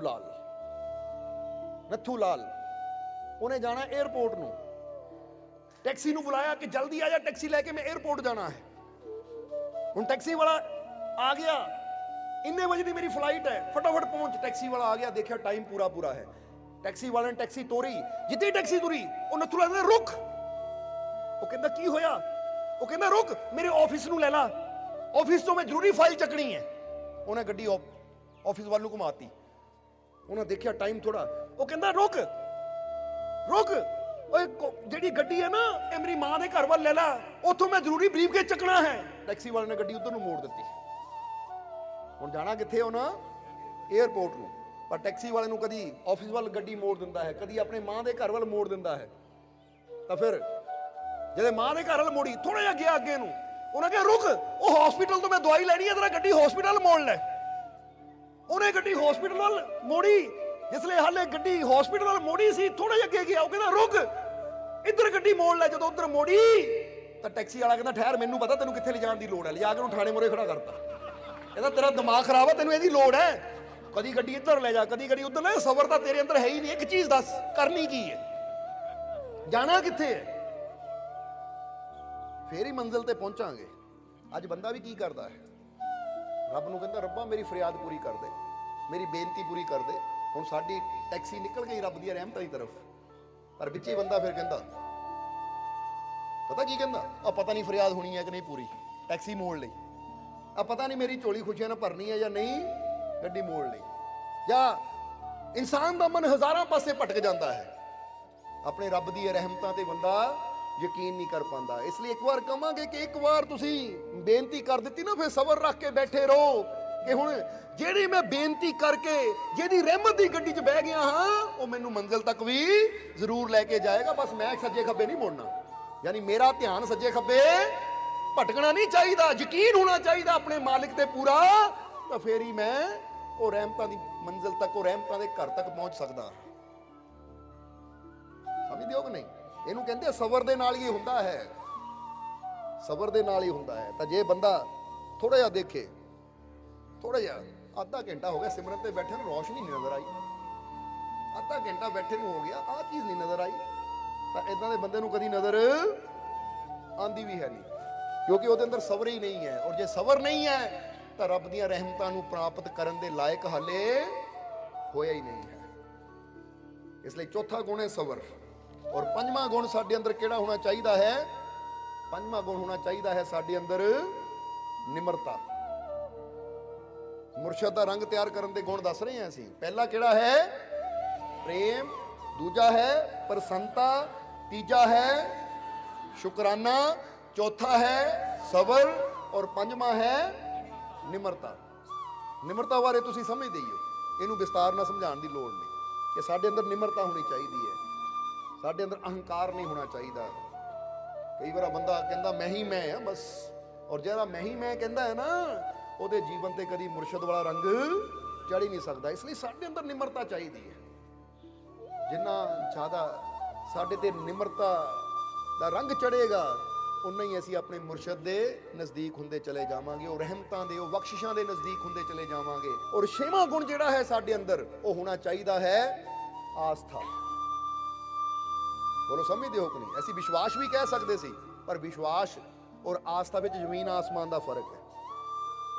ਕਾਰਨ ਕੀ ਹੈ? ਵਿਸ਼ਵਾਸ ਅਸੀਂ ਕਿਸੇ ਤੇ ਵੀ ਕਰ ਸਕਦੇ ਹਾਂ। ਬੋਲੋ ਸਮਝਦੇ ਹੋ ਕਿ ਨਹੀਂ? ਬੰਦਾ ਕਹਿੰਦਾ ਮੈਨੂੰ ਆਪਣੇ ਬੇਟੇ ਤੇ ਵਿਸ਼ਵਾਸ ਹੈ, ਮੈਨੂੰ ਆਪਣੀ ਮਾਂ ਤੇ ਵਿਸ਼ਵਾਸ ਹੈ, ਮੈਨੂੰ ਆਪਣੀ ਪਤਨੀ ਤੇ ਵਿਸ਼ਵਾਸ ਹੈ, ਮੈਨੂੰ ਆਪਣੇ ਪਤੀ ਤੇ ਵਿਸ਼ਵਾਸ ਹੈ। ਇਨਸਾਨ ਵਿਸ਼ਵਾਸ ਕਿਸੇ ਤੇ ਵੀ ਕਰਦਾ ਹੈ। ਕਿ ਅਸੀਂ ਬੱਸ 'ਚ ਬਹਿ ਕੇ ਜਾਂਦੇ, ਸਾਨੂੰ ਡਰਾਈਵਰ ਤੇ ਵਿਸ਼ਵਾਸ ਹੁੰਦਾ ਤਾਂ ਹੀ ਬਹਿੰਦੇ ਲੈ ਕੇ ਜਾਏਗਾ। ਫਲਾਈਟ 'ਚ ਬਹਿ ਕੇ ਜਾਂਦੇ, ਸਾਨੂੰ ਪਾਇਲਟ ਤੇ ਵਿਸ਼ਵਾਸ ਹੁੰਦਾ, ਬਹਿ ਜਾਂਦੇ ਉਹਦੇ ਵਿਸ਼ਵਾਸ ਤੇ। ਵਿਸ਼ਵਾਸ ਬੰਦਾ ਕਿਤੇ ਵੀ ਕਰ ਸਕਦਾ ਹੈ, ਪਰ ਅਸੀਂ ਇੱਥੇ ਰੱਖਿਆ ਹੈ ਛੇਵਾਂ ਗੁਣ ਆਸਥਾ। ਕਿਉਂਕਿ ਆਸਥਾ ਸਿਰਫ ਉਹ ਪਰਮਾਤਮਾ ਤੇ ਹੁੰਦੀ ਹੈ, ਉਹ ਪ੍ਰਭੂ ਤੇ ਹੁੰਦੀ ਹੈ। ਕਿਉਂਕਿ ਵਿਸ਼ਵਾਸ ਦੇ ਨਾਲ ਨਾਲ ਜਿੱਥੇ ਉਹ ਭਾਵਨਾ ਆ ਜਾਵੇ ਸਿਰ ਝੁਕਾਉਣ ਦੀ, ਪ੍ਰੇਮ ਕਰਨ ਦੀ, ਪੂਜਾ ਕਰਨ ਦੀ, ਉਹ ਬਣ ਗਈ ਆਸਥਾ। ਆਸਥਾ ਹਮੇਸ਼ਾ ਉਸ ਮਾਲਿਕ ਤੇ, ਪਰਮਾਤਮਾ ਤੇ, ਸਤਿਗੁਰ ਤੇ, ਮੁਰਸ਼ਦ ਤੇ ਕੀਤੀ ਜਾਂਦੀ ਹੈ। ਕਿਉਂਕਿ ਜਦ ਵੀ ਉਹਨੂੰ ਬੰਦਾ ਯਾਦ ਕਰਦਾ ਹੈ ਤਾਂ ਆਸਥਾ ਹੈ ਅੰਦਰ, ਸਿਰ ਬੰਦੇ ਦਾ ਝੁਕ ਜਾਂਦਾ ਹੈ, ਦਿਲੋਂ ਦਿਲ ਬੰਦੇ ਦਾ ਦਿਲ ਝੁਕ ਜਾਂਦਾ ਹੈ, ਸਿਰ ਝੁਕ ਜਾਂਦਾ ਹੈ ਮੁਰਸ਼ਦ ਦੇ ਕਦਮਾਂ 'ਚ ਕਿ ਕੋਈ ਸ਼ਕਤੀ ਹੈ ਜੋ ਮੇਰੀ ਰੱਖਿਆ ਕਰ ਰਹੀ ਹੈ। ਇਸ ਲਈ ਆਸਥਾ ਬਾਰੇ ਵੀ ਬੜਾ ਡਿਟੇਲ 'ਚ ਦੱਸ ਸਕਦੇ ਆ, ਪਰ ਅਸੀਂ ਦੇਖ ਰਹੇ ਟਾਈਮ ਕਾਫੀ ਹੋ ਗਿਆ। ਇਸ ਲਈ ਬਸ ਇਹ ਗੁਣ ਯਾਦ ਕਰੋ ਕਿ ਛੇਵਾਂ ਗੁਣ ਸਾਡੇ ਅੰਦਰ ਆਸਥਾ ਦਾ ਹੋਣਾ ਜ਼ਰੂਰੀ ਹੈ। ਔਰ ਸੱਤਵਾਂ ਗੁਣ ਸਾਡੇ ਅੰਦਰ ਹੋਣਾ ਚਾਹੀਦਾ ਹੈ ਸ਼ਾਂਤੀ। ਹਮੇਸ਼ਾ ਸ਼ਾਂਤ ਰਹੀਏ। ਬੋਲੋ ਸਮਝਦੇ ਹੋ ਕਿ ਨਹੀਂ? ਕਿਉਂਕਿ ਦੇਖਿਆ ਹੈ ਇਨਸਾਨ ਬੜੀ ਜਲਦੀ ਅਸ਼ਾਂਤ ਹੋ ਜਾਂਦਾ ਹੈ। ਬੜੀ ਜਲਦੀ ਮਾੜੀ ਮਾੜੀ ਗੱਲ ਉਹਨੂੰ ਅਸ਼ਾਂਤ ਕਰ ਦਿੰਦੀ ਹੈ, ਮਾੜੀ ਮਾੜੀ ਗੱਲ ਉਹਨੂੰ ਚਿੰਤਿਤ ਕਰ ਦਿੰਦੀ ਹੈ, ਮਾੜੀ ਮਾੜੀ ਗੱਲ ਉਹਨੂੰ ਟੈਨਸ਼ਨਾਂ ਨਾਲ ਭਰ ਦਿੰਦੀ ਹੈ। ਪਰ ਮੁਰਸ਼ਦ ਦਾ ਰੰਗ ਜਿੱਤੇ ਚੜ ਜਾਂਦਾ ਹੈ ਨਾ, ਉਹਦੇ ਅੰਦਰ ਇੱਕ ਸ਼ਾਂਤੀ ਆ ਜਾਂਦੀ ਹੈ, ਉਹਦੇ ਅੰਦਰ ਇੱਕ ਪ੍ਰਸੰਨਤਾ, ਖੁਸ਼ੀ ਆ ਜਾਂਦੀ ਹੈ। ਇਸ ਲਈ ਉਹਨੂੰ ਫਿਰ ਠੀਕ ਹੈ, ਉਹ ਤਿਆਰੀ ਕਰਦਾ, ਕੱਲ ਦੀ ਚਿੰਤਾ ਨਹੀਂ ਕਰਦਾ। ਇੱਕ ਹੁੰਦੀ ਤਿਆਰੀ ਕਰਨੀ, ਇੱਕ ਹੁੰਦੀ ਚਿੰਤਾ ਕਰਨੀ। ਕੀ ਹੋਏਗਾ, ਕਿੱਦਾਂ ਹੋਏਗਾ, ਉਹ ਚਿੰਤਾ ਨਹੀਂ ਕਰਦਾ। ਉਹ ਕਹਿੰਦਾ ਜਦ ਮੇਰਾ ਸਤਿਗੁਰ ਮੇਰੇ ਨਾਲ ਹੈ ਤਾਂ ਸਭ ਕੁਝ ਅੱਛਾ ਹੀ ਹੋਏਗਾ, ਅੱਛਾ ਹੀ ਹੋਏਗਾ। ਬਸ ਇਸੇ ਭਰੋਸੇ ਉਹ ਕਦਮ ਵਧਾਉਂਦਾ ਹੈ ਤਾਂ ਉਹਨੂੰ ਫਲ ਵੀ ਅੱਛਾ ਮਿਲ ਜਾਂਦਾ ਹੈ। ਇਸ ਲਈ ਸਮਝਣਾ ਜ਼ਰਾ ਸਾਰੇ, ਇੱਥੇ ਕਿਹਾ ਜਾਂਦਾ ਨਾ ਕਿ ਇੱਕ ਆਦਮੀ ਦੇ ਕੰਪਨੀ ਦੇ ਵਿੱਚ ਮੈਨੇਜਰ ਸੀ।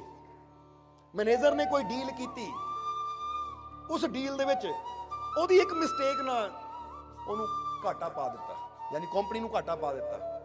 ਹੁਣ ਉਹ ਮੈਨੇਜਰ ਸੋਚ ਰਿਹਾ ਹੈ ਜੇ ਮੈਂ ਵਾਪਸ ਮਾਲਕ ਕੋ ਜਾਂਦਾ ਹਾਂ ਤਾਂ ਮਾਲਕ ਹੋ ਸਕਦਾ ਲੱਖਾਂ ਦਾ ਘਾਟਾ ਜੋ ਮੇਰੇ ਤੋਂ ਪਿਆ ਮੇਰੇ ਤੋਂ ਵਸੂਲ ਕਰੇ, ਮੇਰੇ ਤੋਂ ਵਸੂਲ ਕਰੇ। ਹਾਲੇ ਤੱਕ ਮਾਲਿਕ ਨੂੰ ਪਤਾ ਨਹੀਂ ਲੱਗਾ, ਕਿਉਂਕਿ ਹਾਲੇ ਤੱਕ ਮੈਨੂੰ ਹੀ ਪਤਾ ਕਿ ਇਹ ਨੁਕਸਾਨ ਹੋ ਗਿਆ। ਹੁਣ ਮਾਲਿਕ ਨੂੰ ਜਾ ਕੇ ਦੱਸਿਆ ਤਾਂ ਹੋ ਸਕਦਾ ਮੇਰੇ ਤੋਂ ਇਹ ਸਾਰਾ ਹਰਜਾਨਾ ਵਸੂਲ ਕਰੇ। ਔਰ ਦੂਸਰੀ ਗੱਲ ਕਿ ਮੈਂ ਚੋਰੀ ਚੋਰੀ ਇੱਥੋਂ ਦੌੜ ਵੀ ਸਕਦਾ ਹਾਂ। ਦੌੜ ਦਾ ਮਤਲਬ ਨਿਕਲ ਜਾਵਾਂ ਕਿਤੇ ਬਾਹਰ, ਇਹ ਵੀ ਰਸਤਾ ਮੇਰੇ ਕੋਲ ਹੈ ਕਿ ਦੌੜ ਜਾਵਾਂ ਮੈਂ, ਪਤਾ ਹੀ ਨਾ ਲੱਗੇ ਮਾਲਿਕ ਨੂੰ ਕਿੱਥੇ ਹੈ। ਨਾ ਉਹਨੂੰ ਪਤਾ ਲੱਗੇਗਾ ਤਾਂ ਨਾ ਹੀ ਉਹ ਮੇਰੇ ਕੋਲ ਪੈਸਾ ਲਏਗਾ। ਤਾਂ ਹੀ ਤਾਂ ਕਈ ਪੈਸਾ ਲੈ ਕੇ ਦੌੜ ਜਾਂਦੇ ਹੈ, ਲੋਕੇ ਬਹਿ ਜਾਂਦੇ ਹੈ। ਬੰਦਾ ਤਲਾਸ਼ ਕਰਦਾ ਨਹੀਂ ਮਿਲਦੇ, ਕਹਿੰਦਾ ਇਹ ਵੀ ਆਪਸ਼ਨ ਮੇਰੇ ਕੋਲ ਹੈ। ਤਾਂ ਤੀਜਾ ਮੈਨੂੰ ਇਹ ਵੀ ਡਰ ਹੈ ਕਿ ਮਾਲਕ ਮੈਨੂੰ ਜੇਲ੍ਹ ਵੀ ਕਰਵਾ ਸਕਦਾ ਹੈ। ਜੇ ਮੈਂ ਪੈਸੇ ਦੇਣ ਨੂੰ ਨਾ ਮੰਨਿਆ ਕਿ ਮੇਰੇ ਕੋਲ ਇੰਨਾ ਨਹੀਂ ਹੈ ਤਾਂ ਮੈਨੂੰ ਜੇਲ੍ਹ ਵੀ ਕਰਵਾ ਸਕਦਾ ਹੈ। ਹੁਣ ਉਹ ਬੈਠ ਕੇ ਸੋਚਣ ਲੱਗਾ, ਪਹਿਲਾਂ ਤਾਂ ਪਰੇਸ਼ਾਨ ਹੋ ਗਿਆ, ਪਰੇਸ਼ਾਨ ਹੋ ਕੇ ਸੋਚ ਰਿਹਾ ਮੈਂ ਦੌੜ ਜਾਵਾਂ, ਮੈਂ ਕੀ ਕਰਾਂ। ਬੈਠੇ ਬੈਠੇ ਉਹਦੀ ਨਜ਼ਰ ਸਾਹਮਣੇ ਦੀਵਾਰ ਦੀ ਤਰਫ ਗਈ ਜਿੱਥੇ ਉਹਦੇ ਗੁਰੂ ਦੀ ਤਸਵੀਰ ਲੱਗੀ ਹੈ। ਜਦੋਂ ਗੁਰੂ ਦੀ ਤਸਵੀਰ ਦੀ ਤਰਫ ਦੇਖਿਆ ਤਾਂ ਉਸ ਵੇਲੇ ਉਹਨੂੰ ਗੁਰੂ ਦਾ ਵਚਨ ਯਾਦ ਆਇਆ ਕਿ ਗੁਰੂ ਨੇ ਕਿਹਾ ਸੀ ਜਿਹੜਾ ਵੀ ਫੈਸਲਾ ਲੈਣਾ ਸ਼ਾਂਤ ਹੋ ਕੇ ਲਓ, ਜਲਦਬਾਜ਼ੀ ਵਿੱਚ, ਹੜਬੜਾਹਟ ਵਿੱਚ, ਟੈਨਸ਼ਨ ਵਿੱਚ, ਚਿੰਤਾ ਵਿੱਚ ਕਦੀ ਵੀ ਕੋਈ ਫੈਸਲਾ ਨਾ ਲਓ। ਇਸ ਲਈ ਇਹ ਗੱਲ ਤਾਂ ਬੜੀ ਮਸ਼ਹੂਰ ਹੈ ਕਿ ਖੁਸ਼ੀ ਵਿੱਚ ਕਿਸੇ ਨਾਲ ਵਾਅਦਾ ਨਾ ਕਰੋ। ਜਦੋਂ ਤੁਸੀਂ ਬਹੁਤ ਖੁਸ਼ ਹੋਵੋ ਨਾ, ਕਿਸੇ ਨਾਲ ਵਾਅਦਾ ਨਾ ਕਰੋ, ਕਿਉਂਕਿ ਖੁਸ਼ੀ ਵਿੱਚ ਬੰਦਾ ਇਦਾਂ ਦੇ ਵਾਅਦੇ ਕਰ ਦਿੰਦਾ ਜਿਹੜਾ ਪੂਰੇ ਕਰਨੇ ਔਖੇ ਹੋ ਜਾਂਦੇ ਆ। ਖੁਸ਼ ਹੋਵੋ ਤਾਂ ਕਿਸੇ ਨਾਲ ਵਚਨ ਨਾ ਕਰੋ, ਤਾਂ ਜਦੋਂ ਪਰੇਸ਼ਾਨ ਹੋਵੋ, ਦੁਖੀ ਹੋਵੋ, ਚਿੰਤਿਤ ਹੋਵੋ ਤਾਂ ਉਦੋਂ ਕੋਈ ਫੈਸਲਾ ਨਾ ਕਰੋ ਮੈਂ ਇਦਾਂ ਕਰਨੀ ਹੈ, ਕਿਉਂਕਿ ਚਿੰਤਾ ਵਿੱਚ, ਪਰੇਸ਼ਾਨੀ ਵਿੱਚ ਲਏ ਹੋਏ ਫੈਸਲੇ ਵੀ ਬੰਦੇ ਨੂੰ ਬਾਅਦ ਚੋਂ ਨੁਕਸਾਨ ਪਹੁੰਚਾਉਂਦੇ। ਤਾਂ ਖੁਸ਼ੀ ਵਿੱਚ ਕੀਤੇ ਹੋਏ ਵਾਅਦੇ ਬੰਦਾ ਕਈ ਵਾਰ ਪੂਰੇ ਨਹੀਂ ਕਰ ਪਾਉਂਦਾ। ਵਿਚਾਰ ਕਰਕੇ ਦੇਖਣਾ, ਜਦੋਂ ਤੁਸੀਂ ਬਹੁਤ ਖੁਸ਼ ਹੋਵੋ ਨਾ, ਤੁਹਾਡਾ ਦਿਲ ਕਰਦਾ ਹੁਣ ਤਾਂ ਇੰਨਾ ਖੁਸ਼ੀ ਚ ਕਿ ਪੈਰ ਜ਼ਮੀਨ ਤੇ ਨਹੀਂ ਲੱਗਦੇ, ਮੈਂ ਆਸਮਾਨ ਤੋਂ ਤਾਰੇ ਵੀ ਤੋੜ ਲਿਆਉਂ। ਤੁਸੀਂ ਅਗਲੇ ਨੂੰ ਕਹਿੰਦੇ ਫਿਕਰ ਨਾ ਕਰ, ਤਾਰੇ ਵੀ ਲਿਆ ਦੂੰ, ਚੰਦ ਵੀ ਤੋੜ ਦੇਵਾਂਗੇ ਤੇਰੇ ਵਾਸਤੇ, ਖੁਸ਼ੀ ਵਿੱਚ ਕਹਿ ਦਿੰਦਾ ਕਿ ਨਹੀਂ ਬੰਦਾ। ਪਰ ਪਤਾ ਹੈ ਕਿ ਇਹ ਗੱਲਾਂ ਅਸੰਭਵ ਹੈ। ਤਾਂ ਹੀ ਕਹਿੰਦੇ ਹੈ ਕੋਈ ਫੈਸਲਾ ਕਰਨਾ ਹੈ, ਕੋਈ ਵਾਅਦਾ ਕਰਨਾ ਹੈ ਤਾਂ ਪਹਿਲਾਂ ਆਪਣੇ ਆਪ ਨੂੰ ਸ਼ਾਂਤ ਕਰੋ। ਇੱਕ ਤੁਹਾਨੂੰ ਸਵਾਲ ਪੁੱਛਾਂਗੇ, ਜਰਾ ਜਵਾਬ ਦੇਣਾ। ਇੱਕ ਤੁਸੀਂ ਫਿਲਮ ਦੇਖ ਰਹੇ ਹੋ, ਉਹ ਫਿਲਮ ਦੇ ਵਿੱਚ ਤੁਸੀਂ ਦੇਖਦੇ ਹੋ ਇੱਕ ਹੀਰੋ ਨੂੰ ਕੋਈ ਗਲਤ ਕੰਮ ਕਰਦੇ ਆ, ਤਾਂ ਤੁਸੀਂ ਕੀ ਕਹਿੰਦੇ ਹੋ? ਯਾਰ ਹੀਰੋ ਨੂੰ ਇਦਾਂ ਕੰਮ ਨਹੀਂ ਕਰਨਾ ਚਾਹੀਦਾ ਸੀ, ਆਹ ਇਹਨਾਂ ਗਲਤ ਕਰਤਾ, ਇਦਾਂ ਨਹੀਂ ਕਰਨਾ ਚਾਹੀਦਾ ਸੀ, ਕਹਿੰਦੇ ਹੋ ਕਿ ਨਹੀਂ? ਤੁਸੀਂ ਕਹੋਗੇ ਜਾਂ ਨਹੀਂ? ਫਰਜ਼ ਕਰੋ ਇਦਾਂ ਦੀ ਫਿਲਮ ਤੁਸੀਂ ਦੇਖਦੇ ਹੋ, ਹੁਣ ਜਵਾਬ ਦਿਓ ਸਾਨੂੰ। ਜੇ ਹੀਰੋ ਕੋਈ ਇਦਾਂ ਦਾ ਕੰਮ ਕਰੇ ਜਿਹੜਾ ਤੁਹਾਨੂੰ ਚੰਗਾ ਨਹੀਂ ਲੱਗਦਾ, ਗਲਤ ਕੰਮ ਹੈ, ਤਾਂ ਤੁਸੀਂ ਕੀ ਕਹਿਣਾ ਹੈ? ਇਹ ਕੰਮ ਹੀਰੋ ਨੂੰ ਨਹੀਂ ਕਰਨਾ ਚਾਹੀਦਾ। ਤਾਂ ਜਦੋਂ ਉਹੀ ਕੰਮ ਜ਼ਿੰਦਗੀ 'ਚ ਤੁਸੀਂ ਆਪ ਕਰਦੇ ਹੋ ਤਾਂ ਉਦੋਂ ਕਿਉਂ ਨਹੀਂ ਸੋਚਦੇ ਇਹ ਕੰਮ ਮੈਨੂੰ ਨਹੀਂ ਕਰਨਾ ਚਾਹੀਦਾ? ਬੋਲੋ, ਸਮਝਦੇ ਹੋ ਕਿ ਨਹੀਂ? ਹੁਣ ਫਰਕ ਕੀ ਹੈ? ਜਦੋਂ ਅਸੀਂ ਕਰਦੇ ਆ, ਬੰਦਾ ਆਪ ਕਰਦਾ, ਉਦੋਂ ਉਹਨੂੰ ਗਲਤ ਕਿਉਂ ਨਹੀਂ ਲੱਗਦਾ? ਜਦੋਂ ਹੀਰੋ ਕਰ ਰਿਹਾ ਉਦੋਂ ਗਲਤ ਕਿਉਂ ਲੱਗਦਾ ਹੈ? ਕਿਉਂਕਿ ਜਦੋਂ ਹੀਰੋ ਕਰਦਾ ਹੈ ਨਾ, ਤੁਸੀਂ ਬੈਠੇ ਹੋ ਆਪਣੀ ਸੀਟ ਤੇ, ਸਾਰੀਆਂ ਟੈਨਸ਼ਨਾਂ ਛੱਡ ਕੇ ਬਸ ਫਿਲਮ ਨੂੰ ਦੇਖ ਰਹੇ ਹੋ, ਉਹ ਫਿਲਮ ਦੇ ਸੀਨ ਵਿੱਚ ਡੁੱਬੇ ਹੋਏ ਹੋ। ਉਸ ਵੇਲੇ ਤੁਸੀਂ ਨਿਊਟਰਲ ਹੋ। ਨਿਊਟਰਲ ਦਾ ਮਤਲਬ ਨਾ ਤੁਸੀਂ ਬਹੁਤ ਜ਼ਿਆਦਾ ਖੁਸ਼ ਹੋ ਨਾ ਬਹੁਤ ਜ਼ਿਆਦਾ ਦੁਖੀ ਹੋ, ਤੁਹਾਡਾ ਬ੍ਰੇਨ, ਤੁਹਾਡਾ ਮਾਈਂਡ ਨਿਊਟਰਲ ਦੀ ਅਵਸਥਾ 'ਚ ਹੈ। ਨਿਊਟਰਲ ਦੀ ਅਵਸਥਾ ਨਾਲ ਤੁਸੀਂ ਜੋ ਵੀ ਦੇਖਦੇ ਹੋ ਨਾ, ਤੁਹਾਨੂੰ ਸਾਫ਼ ਪਤਾ ਲੱਗਦਾ ਕੀ ਗਲਤ ਹੈ ਕੀ ਸਹੀ ਹੈ। ਜੇ ਹੀਰੋ ਕਿਸੇ ਸਹੀ ਬੰਦੇ ਨੂੰ ਮਾਰ ਦੇਵੇ, ਕਹਿੰਦਾ ਯਾਰ ਗਲਤ ਕਰਤਾ, ਹੀਰੋ ਨਾਲ ਮਾਰਨਾ ਨਹੀਂ ਚਾਹੀਦਾ, ਇਦਾਂ ਹੀ, ਕਿਉਂਕਿ ਉਸ ਲਈ ਤੁਹਾਡਾ ਮਾਈਂਡ ਨਿਊਟਰਲ ਅਵਸਥਾ ਵਿੱਚ ਹੁੰਦਾ ਹੈ। ਨਾ ਤੁਸੀਂ ਖੁਸ਼ ਹੋ ਨਾ ਤੁਸੀਂ ਦੁਖੀ ਹੋ, ਨਿਊਟਰਲ ਹੋ। ਫਿਲਮ ਦੇਖਦੇ ਹੋ ਤੁਸੀਂ, ਉਸ ਲਈ ਤੁਹਾਡਾ ਮਾਈਂਡ ਇੰਨਾ ਸ਼ਾਂਤ ਹੈ ਕਿ ਉਹ ਹਰ ਚੀਜ਼ ਨੂੰ ਸਮਝਦਾ ਹੈ ਕੀ ਗਲਤ ਹੈ ਕੀ ਸਹੀ ਹੈ। ਪਰ ਜਿੱਦਾਂ ਹੀ ਤੁਸੀਂ ਬਾਹਰ ਆਉਂਦੇ ਹੋ, ਤੁਹਾਡੇ ਅੰਦਰ ਕ੍ਰੋਧ ਦੀਆਂ ਭਾਵਨਾ ਆ ਗਈਆਂ, ਬੁਰਾਈ ਦੀਆਂ ਭਾਵਨਾ ਆ ਗਈਆਂ, ਤਾਂ ਕ੍ਰੋਧ ਵਿੱਚ ਬੰਦਾ ਦੂਜੇ ਨੂੰ ਕਤਲ ਵੀ ਕਰ ਦਿੰਦਾ। ਉੱਥੇ ਵੀ ਉਹਨੂੰ ਲੱਗਦਾ ਮੈਂ ਗਲਤ ਨਹੀਂ ਹੈ, ਮੈਂ ਤਾਂ ਇਹਨੂੰ ਕੀਤਾ ਕਿਉਂਕਿ ਇਹਨਾਂ ਇਦਾਂ ਕੀਤੀ ਸੀ। ਤੁਸੀਂ ਕਿਸੇ ਦੇ ਚਪੇੜ ਮਾਰ ਦਿੰਦੇ ਹੋ, ਕਿਸੇ ਨੂੰ ਗਾਲ ਕੱਢ ਦਿੰਦੇ ਹੋ, ਤੁਸੀਂ ਆਪਣੀ ਗਲਤੀ ਨਹੀਂ ਮੰਨਦੇ, ਤੁਸੀਂ ਕਹਿੰਦੇ ਹੋ ਲੈ ਉਹਦੀ ਗਲਤੀ ਹੈ, ਮੈਂ ਤਾਂ ਜਵਾਬ ਦਿੱਤਾ ਉਹਨੂੰ। ਕਿਉਂਕਿ ਉਸ ਲਈ ਤੁਹਾਡਾ ਮਾਈਂਡ ਜਿਹੜਾ ਨਿਊਟਰਲ ਨਹੀਂ ਹੈ, ਉਸ ਲਈ ਤੁਹਾਡਾ ਮਾਈਂਡ ਕ੍ਰੋਧ ਨਾਲ ਭਰਿਆ ਹੋਇਆ ਹੈ। ਇਸ ਲਈ ਅਸੀਂ ਦੱਸਣਾ ਕੀ ਚਾਹੁੰਦੇ ਹਾਂ, ਤੁਹਾਡੀਆਂ ਭਾਵਨਾਵਾਂ ਬਾਰੇ ਦੱਸਣਾ ਚਾਹੁੰਦੇ ਹਾਂ ਕਿ ਜਦੋਂ ਤੁਸੀਂ ਸ਼ਾਂਤ ਹੁੰਦੇ ਹੋ ਤਾਂ ਤੁਸੀਂ ਜੋ ਫੈਸਲਾ ਲੈਂਦੇ ਹੋ ਉਹ ਸਹੀ ਹੁੰਦਾ ਹੈ। ਪਰ ਜਦੋਂ ਤੁਹਾਡਾ ਮਨ ਇੱਕ ਤਰਫ ਜ਼ਿਆਦਾ ਹੋ ਜਾਵੇ, ਖੁਸ਼ੀ ਜਾਂ ਗਮੀ ਦੀ ਤਰਫ ਜ਼ਿਆਦਾ ਹੋ ਜਾਵੇ, ਤਾਂ ਤੁਹਾਡੇ ਫੈਸਲੇ ਕਿ ਇਦਾਂ ਦੇ ਹੋ ਜਾਂਦੇ ਐ ਜਿਹੜੇ ਤੁਹਾਡੇ ਵਾਸਤੇ, ਤੁਹਾਨੂੰ ਤਾਂ ਉਸ ਲਈ ਸਹੀ ਲੱਗਦੇ ਐ ਪਰ ਤੁਹਾਡੇ ਵਾਸਤੇ ਸਹੀ ਹੁੰਦੇ ਨਹੀਂ ਹੈ। ਕੀ ਸੱਚ ਹੈ ਕੀ ਝੂਠ ਹੈ, ਇਹਦਾ ਫੈਸਲਾ ਤੁਸੀਂ ਨਿਊਟਰਲ ਹੋ ਕੇ ਲੈ ਸਕਦੇ ਹੋ। ਹੁਣ ਸਮਝ ਲਓ ਇੱਕ ਹਿੰਦੂ ਲੜ ਰਿਹਾ, ਇੱਕ ਮੁਸਲਮਾਨ ਲੜ ਰਿਹਾ, ਦੋਨਾਂ ਦੀ ਲੜਾਈ ਹੁੰਦੀ ਹੈ। ਤਾਂ ਜੇ ਮੁਸਲਮਾਨ ਉਹਦੀ ਗਵਾਹੀ ਦੇਗਾ ਲੜਾਈ ਦੀ, ਤਾਂ ਉਹਨਾਂ ਨਿਊਟਰਲ ਹੋ ਕੇ ਨਹੀਂ ਦੇਖਣਾ, ਉਹਨਾਂ ਸਾਥ ਦੇਣਾ ਹੈ ਆਪਣੇ ਮੁਸਲਮਾਨ ਵੀਰ ਦਾ, ਕਹਿਣਾ ਇਹ ਸਹੀ ਸੀ ਉਹ ਗਲਤ ਸੀ। ਤਾਂ ਜੇ ਉਹੀ ਲੜਾਈ ਕੋਈ ਹਿੰਦੂ ਦੇਖ ਰਿਹਾ ਹੈ ਤਾਂ ਉਹਦੀ ਗਵਾਹੀ ਲਈ ਜਾਵੇ ਤਾਂ ਉਹਨਾਂ ਸਾਥ ਕਿਹਦਾ ਦੇਣਾ ਹੈ? ਹਿੰਦੂ ਦਾ। ਉਹਨਾਂ ਕਹਿਣਾ ਮੁਸਲਮਾਨ ਗਲਤ ਸੀ, ਕਿਉਂਕਿ ਹੁਣ ਉਹਨਾਂ ਦਾ ਮਾਈਂਡ ਨਿਊਟਰਲ ਨਹੀਂ ਹੈ, ਉਹਨਾਂ ਦਾ ਮਾਈਂਡ ਹਿੰਦੂ ਵਾਲੇ ਪਾਸੇ ਝੁਕਿਆ ਹਿੰਦੂ ਦਾ, ਔਰ ਮੁਸਲਮਾਨ ਵਾਲੇ ਪਾਸੇ ਝੁਕਿਆ ਮੁਸਲਮਾਨ ਦਾ। ਇਸ ਲਈ ਉਹਨੂੰ ਉਹੀ ਸਹੀ ਲੱਗਣਾ ਜੋ ਜਿੱਧਰ ਉਹਦਾ ਮਾਈਂਡ ਝੁਕਿਆ ਹੋਇਆ ਹੈ। ਪਰ ਇੱਕ ਉੱਥੇ ਸਾਡੇ ਵਰਗਾ ਬੰਦਾ ਖੜਾ ਹੈ ਜਿਹਨੂੰ ਹਿੰਦੂ ਮੁਸਲਮਾਨ ਨਾਲ ਮਤਲਬ ਹੀ ਕੋਈ ਨਹੀਂ। ਜਦੋਂ ਉਹ ਦੇਖੇਗਾ ਇਸ ਲੜਾਈ ਨੂੰ ਤਾਂ ਉਹਨਾਂ ਸੱਚਾਈ ਦੱਸ ਦੇਣੀ ਹੈ ਕਿ ਕਸੂਰ ਕਿਹਦਾ ਹੈ, ਇਹਦਾ ਹੈ ਜਾਂ ਉਹਦਾ ਹੈ, ਕਿਉਂਕਿ ਉਹਨੂੰ ਕਿਸੇ ਜਾਤ ਨਾਲ ਕੋਈ ਮਤਲਬ ਨਹੀਂ, ਉਹਨਾਂ ਸਹੀ ਔਰ ਗਲਤ ਦੇਖਣਾ ਹੈ। ਇਹਨੂੰ ਕਹਿੰਦੇ ਨਿਊਟਰਲ ਮਾਈਂਡ। ਇਹ ਸਮਝਾਉਣ ਦੀ ਕੋਸ਼ਿਸ਼ ਕੀਤੀ, ਉਮੀਦ ਹੈ ਕਿ ਤੁਸੀਂ ਸਮਝ ਗਏ ਹੋਵੋਗੇ। 7ਵਾਂ ਗੁਣ ਸਾਡੇ ਅੰਦਰ ਹੋਣਾ ਚਾਹੀਦਾ ਹੈ ਸ਼ਾਂਤੀ ਦਾ ਗੁਣ। ਜਦ ਵੀ ਕੋਈ ਫੈਸਲਾ ਲੈਣਾ, ਕੋਈ ਵੀ ਗੱਲ ਕਰਨੀ, ਪਹਿਲਾਂ ਸ਼ਾਂਤ ਹੋ ਜਾਓ। ਜਦੋਂ ਅਸੀਂ 10 ਕੁ ਵਾਰ ਇਦਾਂ ਸਵਾਸ ਲੈ ਲੈਂਦੇ ਆ ਨਾ, ਸਵਾਸ ਅੰਦਰ ਲੈ ਲਿਆ, ਥੋੜੀ ਦੇਰ ਰੁਕਿਆ, ਗਹਿਰਾ ਸਵਾਸ ਛੱਡ ਦਿੱਤਾ, ਥੋੜੀ ਦੇਰ ਰੁਕਿਆ, ਤਾਂ ਇੱਕ ਕਿਸਮ ਦਾ ਤੁਸੀਂ ਦੇਖੋਗੇ ਅੰਦਰ ਸ਼ਾਂਤੀ ਆਣੀ ਸ਼ੁਰੂ ਹੋ ਜਾਏਗੀ। ਇਸ ਲਈ ਤਾਂ ਹੀ ਤਾਂ ਮੈਡੀਟੇਸ਼ਨ, ਧਿਆਨ ਕਰਵਾਇਆ ਜਾਂਦਾ ਹੈ। ਔਰ ਜਿੰਨੀਆਂ ਵੀ ਧਿਆਨ ਦੀਆਂ ਵਿਧੀਆਂ ਨੇ ਸਵਾਸਾਂ ਤੇ ਹੀ ਹੁੰਦੀਆਂ ਹੈ ਕਿ ਸਵਾਸ ਨਾਲ ਸਿਮਰਨ ਕਰਨਾ ਹੈ, ਸਵਾਸ ਤੇ ਗੌਰ ਕਰਨਾ ਹੈ। ਚਾਹੇ ਮਹਾਤਮਾ ਬੁੱਧ ਦੀਆਂ ਵਿਧੀਆਂ ਹੈ, ਚਾਹੇ ਗੁਰੂਆਂ ਰਹਿਬਰਾਂ ਦੀਆਂ ਵਿਧੀਆਂ ਹੈ, ਧਿਆਨ ਸਾਰਾ ਸਵਾਸ ਦੀ ਤਰਫ ਦਿੱਤਾ ਜਾਂਦਾ ਹੈ। ਕਿਉਂਕਿ ਜਿੰਨੀ ਤੁਹਾਡੀ ਗਹਿਰੀ ਸਵਾਸ ਹੁੰਦੀ ਹੈ ਉਨਾ ਤੁਹਾਡੇ ਅੰਦਰ ਸ਼ਾਂਤੀ ਆਣੀ ਸ਼ੁਰੂ ਹੋ ਜਾਂਦੀ ਹੈ। ਇਸ ਲਈ 7ਵਾਂ ਗੁਣ ਸ਼ਾਂਤੀ ਦਾ। 8ਵਾਂ ਗੁਣ ਕਿਹੜਾ ਹੈ? ਅੱਛਾਈ। 8ਵਾਂ ਗੁਣ ਹੈ ਅੱਛਾਈ ਦਾ ਗੁਣ। ਅੱਛਾ ਕਰਮ ਕਰਨਾ ਹੈ, ਅੱਛਾ ਕੰਮ ਕਰਨਾ ਹੈ। ਅੱਛਾ ਕੰਮ ਕਿਹੜਾ ਹੁੰਦਾ? ਜਿਹ ਚ ਮੇਰਾ ਵੀ ਫਾਇਦਾ ਹੋਵੇ ਤਾਂ ਦੂਜੇ ਦਾ ਵੀ ਫਾਇਦਾ ਹੋਵੇ, ਉਹ ਕੰਮ ਅੱਛਾ ਹੈ। ਨਹੀਂ ਤਾਂ ਤੁਸੀਂ ਕਹੋ ਜੀ ਅੱਛੇ ਕੰਮ ਦੀ ਲਿਸਟ ਬਣਾ ਦਿਓ, ਬੋਲੋ ਸਮਝਦੇ ਹੋ ਕਿ ਨਹੀਂ? ਤਾਂ ਅੱਛੇ ਕੰਮ ਦੀ ਇਦਾਂ ਲਿਸਟ ਬਣਾਉਂਗੇ ਤਾਂ ਲੱਖਾਂ ਕਰੋੜਾਂ ਹੀ ਚੀਜ਼ਾਂ ਹੈ, ਬੋਲੋ ਸਮਝਦੇ ਹੋ ਕਿ ਨਹੀਂ? ਬਸ ਇੰਨਾ ਸਮਝ ਲੈਣਾ ਕਿ ਅੱਛਾ ਕੰਮ ਕਿਹੜਾ ਤਾਂ ਬੁਰਾ ਕੰਮ ਕਿਹੜਾ ਹੈ। ਬੁਰਾ ਕੰਮ ਉਹ ਹੈ ਜਿਹਦੇ 'ਚ ਬੰਦਾ ਕਹੇ ਮੇਰਾ ਭਲਾ ਪਰ ਦੂਜੇ ਨੂੰ ਤਕਲੀਫ ਹੋ ਰਹੀ ਹੈ, ਦੂਜੇ ਨੂੰ ਦੁੱਖ ਪਹੁੰਚ ਰਿਹਾ ਹੈ। ਔਰ ਕਈ ਵਾਰ ਉਹ ਵੀ ਬੁਰੇ ਕੰਮ ਹੁੰਦੇ ਜਿਹ 'ਚ ਮੇਰਾ ਵੀ ਬੁਰਾ ਹੁੰਦਾ ਤਾਂ ਦੂਜੇ ਦਾ ਵੀ ਬੁਰਾ ਹੁੰਦਾ ਹੈ। ਹੁਣ ਤੁਸੀਂ ਸੋਚੋ, ਲਾਗੇ ਕੋਈ ਬੱਚਾ ਬੈਠਾ, ਕੋਈ ਨੌਜਵਾਨ ਬੈਠਾ, ਇੱਕ ਬੰਦਾ ਸਿਗਰਟ ਪੀਂਦਾ ਹੈ। ਹੁਣ ਉਹ ਕੰਮ ਕਿਹੜਾ ਹੈ? ਹੁਣ ਉਹ ਕਹੇਗਾ ਮੇਰੇ ਵਾਸਤੇ ਅੱਛਾ ਹੈ, ਪਰ ਨਹੀਂ, ਨਾ ਉਹਦੇ ਵਾਸਤੇ ਅੱਛਾ ਹੈ ਤਾਂ ਨਾ ਉਹਦੇ ਲਾਗੇ ਬੈਠਣ ਵਾਲੇ ਵਾਸਤੇ ਅੱਛਾ ਹੈ, ਕਿਉਂਕਿ ਉਹਦਾ ਵੀ ਨੁਕਸਾਨ ਹੋ ਰਿਹਾ ਤਾਂ ਉਹਦੇ ਲਾਗੇ ਬੈਠੇ ਇਨਸਾਨ ਦਾ ਵੀ ਨੁਕਸਾਨ ਹੋ ਰਿਹਾ ਹੈ। ਹੁਣ ਇੱਕ ਬੰਦਾ ਸ਼ਰਾਬ ਪੀਂਦਾ ਹੈ, ਉਹਦਾ ਵੀ ਨੁਕਸਾਨ ਹੋ ਰਿਹਾ ਤਾਂ ਨਾਲ ਨਾਲ ਉਹਦੇ ਪਰਿਵਾਰ ਦਾ ਵੀ ਨੁਕਸਾਨ ਹੋ ਰਿਹਾ। ਕੁਝ ਕਰਮ ਐਸੇ ਹੁੰਦੇ ਹੈ ਜਦੋਂ ਬੰਦਾ ਨਸ਼ਾ ਕਰਦਾ ਹੈ, ਕੁਝ ਕਰਮ ਐਸੇ ਹੈ ਕਿ ਜਿਹ 'ਚ ਉਹਦਾ ਆਪਣਾ ਵੀ ਨੁਕਸਾਨ ਹੈ ਤਾਂ ਉਹਦੇ ਨਾਲ ਜੁੜਿਆ ਹੋਇਆਂ ਦਾ ਵੀ ਨੁਕਸਾਨ ਹੈ। ਉਹਨਾਂ ਨੂੰ ਅਸੀਂ ਕਹਿ ਦਿੰਦੇ ਮਹਾ ਬੁਰਾ ਕੰਮ, ਜੇ 'ਚ ਆਪਣਾ ਵੀ ਬੁਰਾ ਦੂਜੇ ਦਾ ਹੀ ਬੁਰਾ।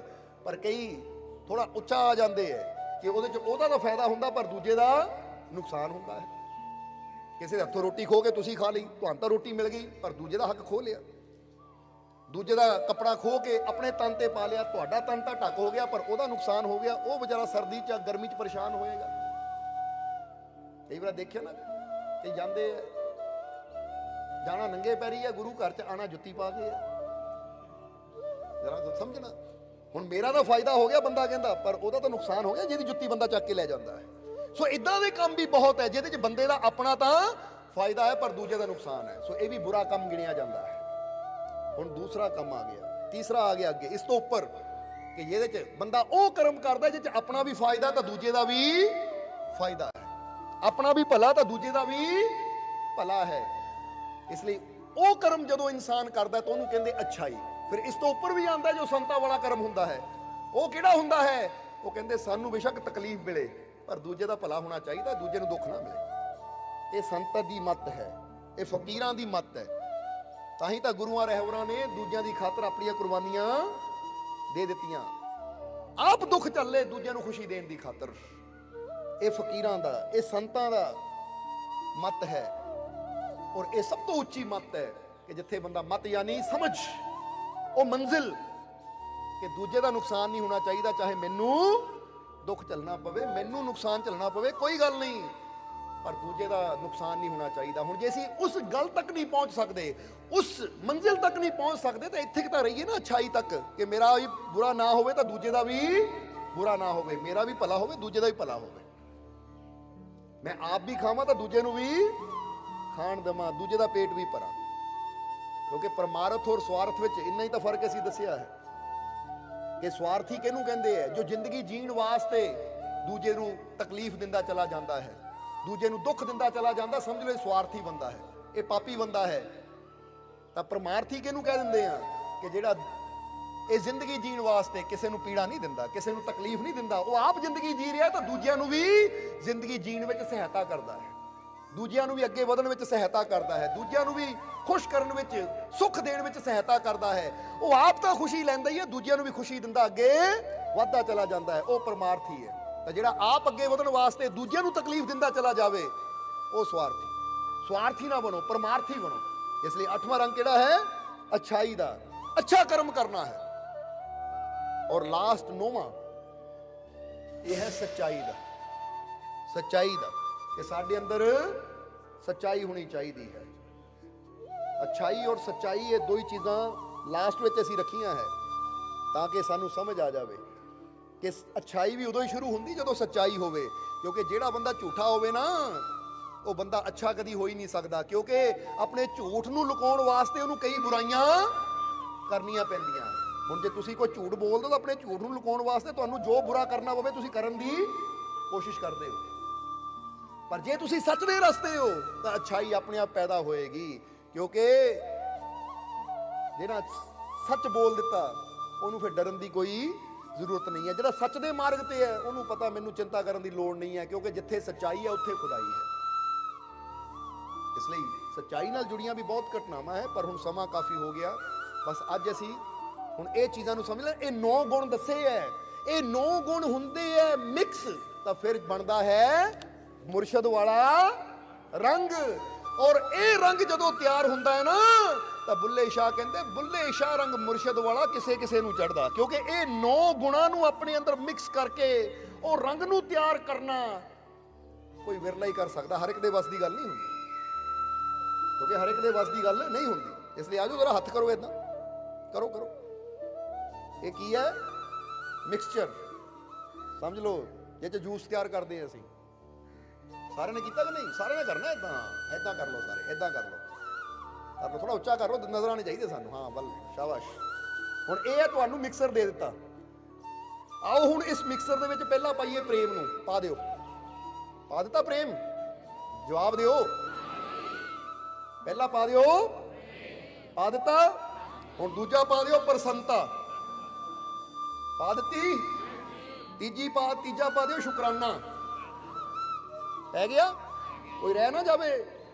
ਇਹ ਫੇਰ ਹੀ ਜੂਸ ਤਿਆਰ ਹੋਣਾ ਹੈ, ਜਿਹਨਾਂ ਤੁਹਾਡੇ ਜੀਵਨ 'ਚ ਸਵਾਦ ਦੇਣਾ, ਟੇਸਟ ਦੇਣਾ ਹੈ। ਫੇਰ ਹੀ ਇਹ ਰੰਗ ਤਿਆਰ ਹੋਣਾ ਜਿਹਨਾਂ ਮੁਰਸ਼ਦ ਦੇ ਨੇੜੇ ਲੈ ਕੇ ਜਾਣਾ ਹੈ। ਹੁਣ ਕਿਹੜੀ ਕਿਹੜੀ ਚੀਜ਼ ਪਾਤੀ? ਪ੍ਰੇਮ ਪਾ ਦਿੱਤਾ, ਪ੍ਰਸੰਨਤਾ ਪਾ ਦਿੱਤੀ, ਤੀਸਰੀ ਪਾ ਦਿੱਤਾ ਸ਼ੁਕਰਾਨਾ, ਚੌਥਾ ਪਾ ਦਿਓ ਸਬਰ। ਪਾ ਦਿੱਤਾ। ਆ ਦੇਖੋ ਅੱਗੇ ਨਿਮਰਤਾ ਵੀ ਪਈ ਹੈ, ਚੱਕੋ ਇਹਨੂੰ, ਚੱਕੋ ਚੱਕੋ, ਚੱਕ ਲਈ। ਪਾ ਦਿਓ ਨਿਮਰਤਾ। ਪੰਜਵੀਂ ਚੀਜ਼ ਪੈ ਗਈ ਨਿਮਰਤਾ। ਹੁਣ 6ਵੀਂ ਚੀਜ਼ ਚੱਕੋ ਆਸਥਾ। ਆਸਥਾ ਹੀ ਪਾ ਦਿਓ, ਪੈ ਗਈ। 7ਵੀਂ ਚੀਜ਼ ਚੱਕੋ ਸ਼ਾਂਤੀ, ਪਾ ਦਿਓ। ਹੁਣ 8ਵੀਂ ਚੀਜ਼ ਚੱਕੋ ਅੱਛਾਈ, ਚੱਕ ਲਿਓ, ਪੈ ਗਈ ਅੱਛਾਈ। ਕੋਈ ਰਹਿ ਤਾਂ ਨਹੀਂ ਗਿਆ। ਹੁਣ 9ਵੀਂ ਚੀਜ਼ ਹੈ ਆਖਰੀ ਸੱਚਾਈ, ਪਾ ਦਿਓ, ਪੈ ਗਈ। ਹੁਣ ਘੋਟ ਦਿਓ ਇਹਨੂੰ, ਫੜ ਕੇ ਘੋਟੋ ਘੋਟੋ, ਜਲਦੀ ਕਰੋ, ਗਿਰੇ ਨਾ, ਧਿਆਨ ਨਾ, ਕਰ ਦੋ ਮਿਕਸ। ਹੋ ਗਿਆ? ਕਰ ਦਿਓ ਚੰਗੀ ਤਰ੍ਹਾਂ ਮਿਕਸ, ਰਹਿ ਨਾ ਜਾਵੇ। ਕਰੋ ਕਰੋ, ਸ਼ਾਬਾਸ਼, ਜ਼ੋਰ ਲਾ ਦਿਓ। ਹੋ ਗਿਆ ਤਿਆਰ? ਲਾ ਲਓ। ਜੈ ਮਾਲਕਾਂ ਦੀ ਹੋਲੀ ਮੁਬਾਰਕ।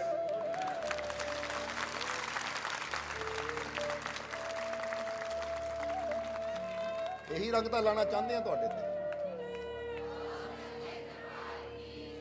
ਉਹ ਰੰਗ ਲਾਣਾ ਚਾਹੁੰਦੇ ਆ ਜੋ ਤੁਹਾਡੇ ਜੀਵਨ ਨੂੰ ਬਦਲ ਕੇ ਰੱਖ ਦੇਵੇ।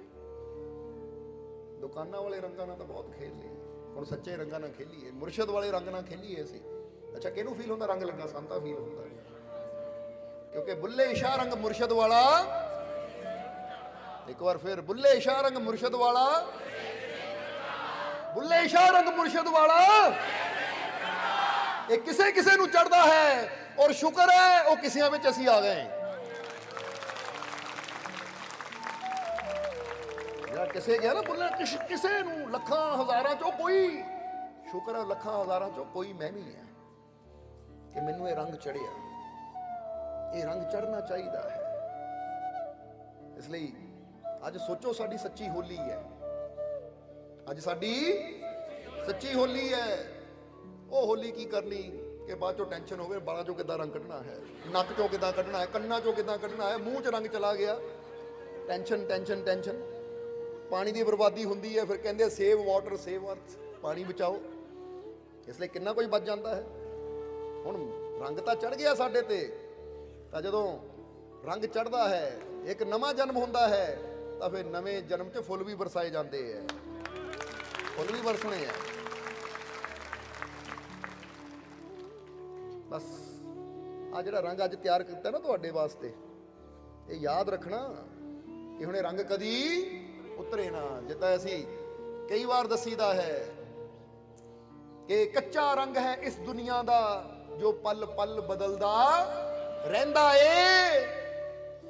ਸੱਚਾ ਰੰਗ ਹੈ ਮੇਰੇ ਉਸ ਮਾਲਿਕ ਦਾ ਜੋ ਚੜ ਕੇ ਫੇਰ ਨਾ ਲੈਂਦਾ ਏ। ਉਹ ਹੈ ਸੱਚਾ ਰੰਗ, ਉਹ ਮਾਲਿਕ ਦਾ ਰੰਗ, ਉਹਦੇ ਇਸ਼ਕ ਦਾ ਰੰਗ, ਉਹਦੇ ਪ੍ਰੇਮ ਦਾ ਰੰਗ, ਜਿਹੜਾ ਇੱਕ ਵਾਰ ਚੜਦਾ ਹੈ ਤਾਂ ਮੁੜ ਕੇ ਨਹੀਂ ਲੈਂਦਾ। ਅੱਜ ਅਸੀਂ ਵੀ ਮਹਿਸੂਸ ਕਰਕੇ ਜਾਣਾ ਹੈ ਕਿ ਸਾਡੇ ਤੇ ਉਹ ਰੰਗ ਚੜ ਗਿਆ। ਹੁਣ ਚਮੜੀ ਤਾਂ ਲੈ ਸਕਦੀ ਹੈ, ਸਿਰ ਤਾਂ ਲੈ ਸਕਦਾ ਹੈ, ਪਰ ਮੇਰੇ ਮੁਰਸ਼ਦ ਦਾ ਰੰਗ ਇਹ ਨਹੀਂ ਲੈ ਸਕਦਾ। ਅੱਜ ਇਹ ਫੀਲਿੰਗ, ਇਹ ਭਾਵਨਾ ਲੈ ਕੇ ਜਾਣੀ। ਔਰ ਮੁਰਸ਼ਦ ਵਾਲਾ ਰੰਗ ਅੱਜ ਦੱਸ ਦਿੱਤਾ ਤੁਹਾਨੂੰ। ਇਹ 9 ਗੁਣ ਸਾਡੇ ਅੰਦਰ ਹੋਣੇ ਚਾਹੀਦੇ ਐ। ਫਿਰ ਸਮਝ ਲਓ ਇਹ ਸਾਡੇ ਤੇ ਚੜ ਗਿਆ, ਸਾਡੇ ਮੁਰਸ਼ਦ ਦਾ ਰੰਗ ਚੜ ਗਿਆ, ਸਾਡੇ ਮਾਲਿਕ ਦਾ ਰੰਗ। ਤਾਂ ਜੇ ਇਹੀ ਰੰਗ ਨਾ ਚੜਿਆ ਤਾਂ ਫਿਰ ਸਾਡੀਆਂ ਸਾਰੀਆਂ ਖੇਲੀਆਂ ਹੋਲੀਆਂ ਵਿਅਰਥ ਹੈ, ਕਿਉਂਕਿ ਅਸਲੀ ਰੰਗ ਤਾਂ ਇਹੀ ਹੈ ਨਾ। ਇਸ ਲਈ ਆਓ ਇਸ ਰੰਗ ਨੂੰ ਆਪਣੇ ਜੀਵਨ ਚ ਰੰਗਾਈਏ ਔਰ ਮਾਲਕ ਦੀ ਕਿਰਪਾ, ਰਹਿਮਤ, ਬਖਸ਼ਿਸ਼ ਦੇ ਨਾਲ, ਵਿਸ਼ਵਾਸ ਦੇ ਨਾਲ ਜੁੜੀਏ।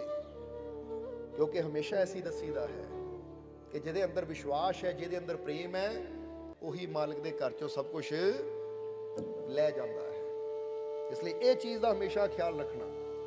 ਇੱਕ ਬੜੀ ਪਿਆਰੀ ਗੱਲ ਹੈ ਕਿ ਅਗਰ ਤੁਸੀਂ ਅਸਫਲ ਹੋ ਜਾਵੋ ਤਾਂ ਇਹ ਨਾ ਸੋਚੋ ਕਿ ਸਾਡਾ ਮਾਲਿਕ ਸਾਡੇ ਨਾਲ ਨਹੀਂ ਹੈ। ਅਗਰ ਅਸਫਲ ਹੋ ਜਾਵੋ, ਕਿਸੇ ਚੀਜ਼ 'ਚ ਕਾਮਯਾਬੀ ਨਾ ਮਿਲੇ, ਅਸਫਲ ਹੋ ਜਾਵੋ, ਤਾਂ ਇਹ ਨਾ ਸੋਚੋ ਸਾਡਾ ਮਾਲਿਕ ਸਾਡੇ ਨਾਲ ਨਹੀਂ ਹੈ, ਉਹਦੀ ਰਹਿਮਤ ਸਾਡੇ ਨਾਲ ਨਹੀਂ ਹੈ, ਮੈਂ ਸਫਲ ਕਿਉਂ ਨਹੀਂ ਹੋਇਆ, ਮੈਂ ਕਾਮਯਾਬ ਕਿਉਂ ਨਹੀਂ ਹੋਇਆ। ਕਦੀ ਨਾ ਸੋਚੋ ਕਿ ਮੇਰਾ ਮਾਲਿਕ ਜਾਂ ਉਹਦੀ ਰਹਿਮਤ ਮੇਰੇ ਨਾਲ ਨਹੀਂ ਹੈ। ਬਲਕਿ ਅਗਰ ਤੁਸੀਂ ਅਸਫਲ ਹੁੰਦੇ ਹੋ ਤਾਂ ਇਹ ਨਾ ਸੋਚੋ ਮੇਰਾ ਮਾਲਿਕ ਮੇਰੇ ਨਾਲ ਨਹੀਂ ਹੈ। ਕਿਉਂ? ਕਿਉਂਕਿ ਮਾਲਿਕ ਨੇ ਉਸ ਤੋਂ ਜ਼ਿਆਦਾ ਅੱਛੀ ਚੀਜ਼ ਤੁਹਾਡੇ ਵਾਸਤੇ ਰੱਖੀ ਹੋਈ ਹੈ। ਉਸ ਤੋਂ ਜ਼ਿਆਦਾ ਅੱਛਾ ਕੁਝ ਤੁਹਾਡੇ ਵਾਸਤੇ ਸੋਚਿਆ ਹੋਇਆ ਹੈ। ਉਸ ਤੋਂ ਜ਼ਿਆਦਾ ਕੁਝ ਅੱਛਾ ਉਸਨੇ ਤੁਹਾਨੂੰ ਦੇਣਾ ਹੈ। ਇਹਦਾ ਹੀ ਦੱਸੀਦਾ ਨਾ, क्या फर्क होता है खुदा और पीर में, वही जो फर्क होता है बादशाह और वजीर में। अगर कुछ मांगो और ना मिले तो समझ लेना खुदा ने कुछ और अच्छा लिखा है तकदीर में। जे ना मिले तो निराश ना हो, ये ना सोचो मेरा मालिक मेरे नाल नहीं है, ਉਹਦੀ ਰਹਿਮਤ ਮੇਰੇ ਨਾਲ ਨਹੀਂ ਹੈ। ਇਹ ਸਮਝ ਲਓ ਕਿ ਇਸ ਤੋਂ ਅੱਛਾ ਕੁਝ ਮੇਰੇ ਰੱਬ ਨੇ ਮੈਨੂੰ ਦੇਣਾ ਹੈ। ਤਾਂ ਹੀ ਇੱਥੇ ਅਸਫਲ ਕੀਤਾ ਹੈ, ਕਿਉਂਕਿ ਉਹਨਾਂ ਮੈਨੂੰ ਕੁਝ ਹੋਰ ਬੜੀ ਸਫਲਤਾ ਦੇਣੀ ਹੈ। ਇਸ ਲਈ ਜੀਵਨ 'ਚ ਯਾਦ ਰੱਖਣਾ ਕਿ ਸਾਡਾ ਮਾਲਿਕ ਹਮੇਸ਼ਾ ਸਾਡੇ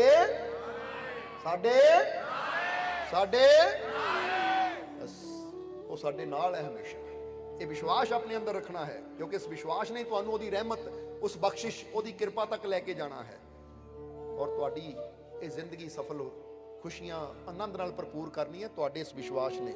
ਸੋ ਜੇ ਆਨੰਦ ਨਾਲ ਭਰਪੂਰ ਕਰਨਾ ਹੈ ਆਪਣੇ ਜੀਵਨ ਨੂੰ, ਤਾਂ ਫਿਰ ਬਸ ਇਹ ਵਿਸ਼ਵਾਸ ਦੀ ਜੋਤ ਜਗਾਓ ਔਰ ਮਾਲਕ ਦੀਆਂ ਰਹਿਮਤਾਂ ਪ੍ਰਾਪਤ ਕਰਕੇ ਆਪਣੇ ਜੀਵਨ ਨੂੰ ਸਫਲ ਬਣਾਓ। ਔਰ ਹੁਣ ਇਹਨਾਂ ਵਚਨਾਂ ਨਾਲ ਹੀ ਅਸੀਂ ਅੱਜ ਦੇ ਸਤਸੰਗ ਦੀ ਸਮਾਪਤੀ ਕਰਾਂਗੇ।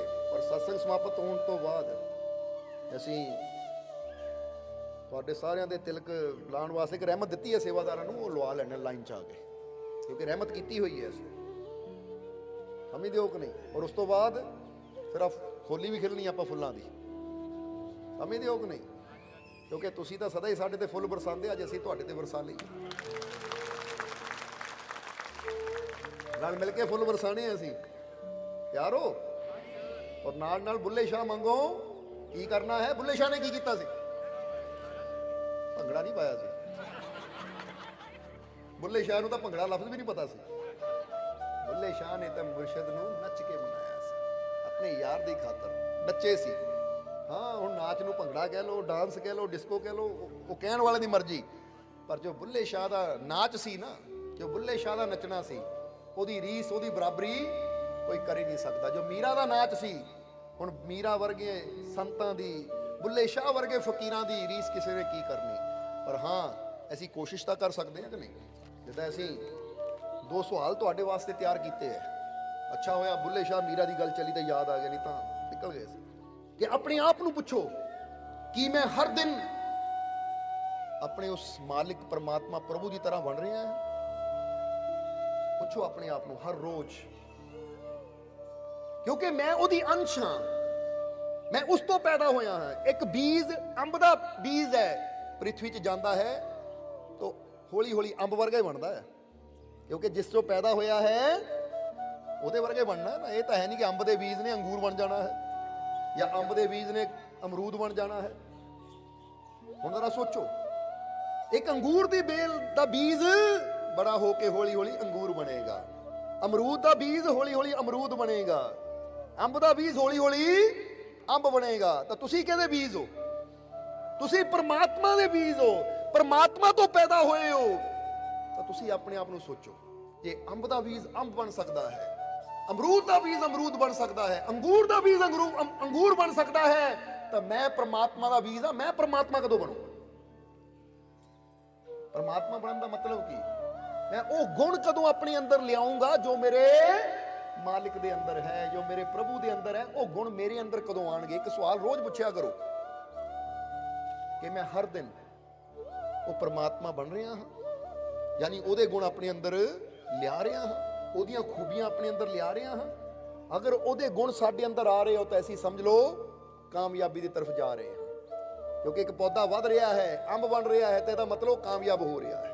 ਇਸ ਲਈ ਇੱਕ ਸਵਾਲ ਇਹ ਪੁੱਛਿਆ ਕਰਨਾ ਹਰ ਰੋਜ਼ ਆਪਣੇ ਆਪ ਨੂੰ ਸ਼ੀਸ਼ੇ 'ਚ ਦੇਖ ਕੇ, ਕਿ ਮੈਂ ਆਪਣੇ ਪ੍ਰਭੂ ਦੇ ਗੁਣਾਂ ਨੂੰ ਆਪਣੇ ਅੰਦਰ ਲਿਆ ਰਿਹਾ, ਕਿ ਮੈਂ ਉਹਦੇ ਵਰਗਾ ਬਣਨ ਦੀ ਕੋਸ਼ਿਸ਼ ਕਰ ਰਿਹਾ ਹਾਂ। ਅਗਰ ਕਰ ਰਹੇ ਹਾਂ ਰੋਜ਼ ਮੈਂ, ਤਾਂ ਫਿਰ ਠੀਕ, ਅਗਰ ਨਹੀਂ ਤਾਂ ਫਿਰ ਅਸੀਂ ਅਸਫਲ ਹੋ ਰਹੇ ਹਾਂ, ਫਿਰ ਅਸੀਂ ਨਾਕਾਮਯਾਬ ਹੋਣ ਦੇ ਰਸਤੇ ਤੁਰ ਰਹੇ ਹਾਂ। ਔਰ ਦੂਸਰਾ ਸਵਾਲ ਪੁੱਛਣਾ ਹੈ,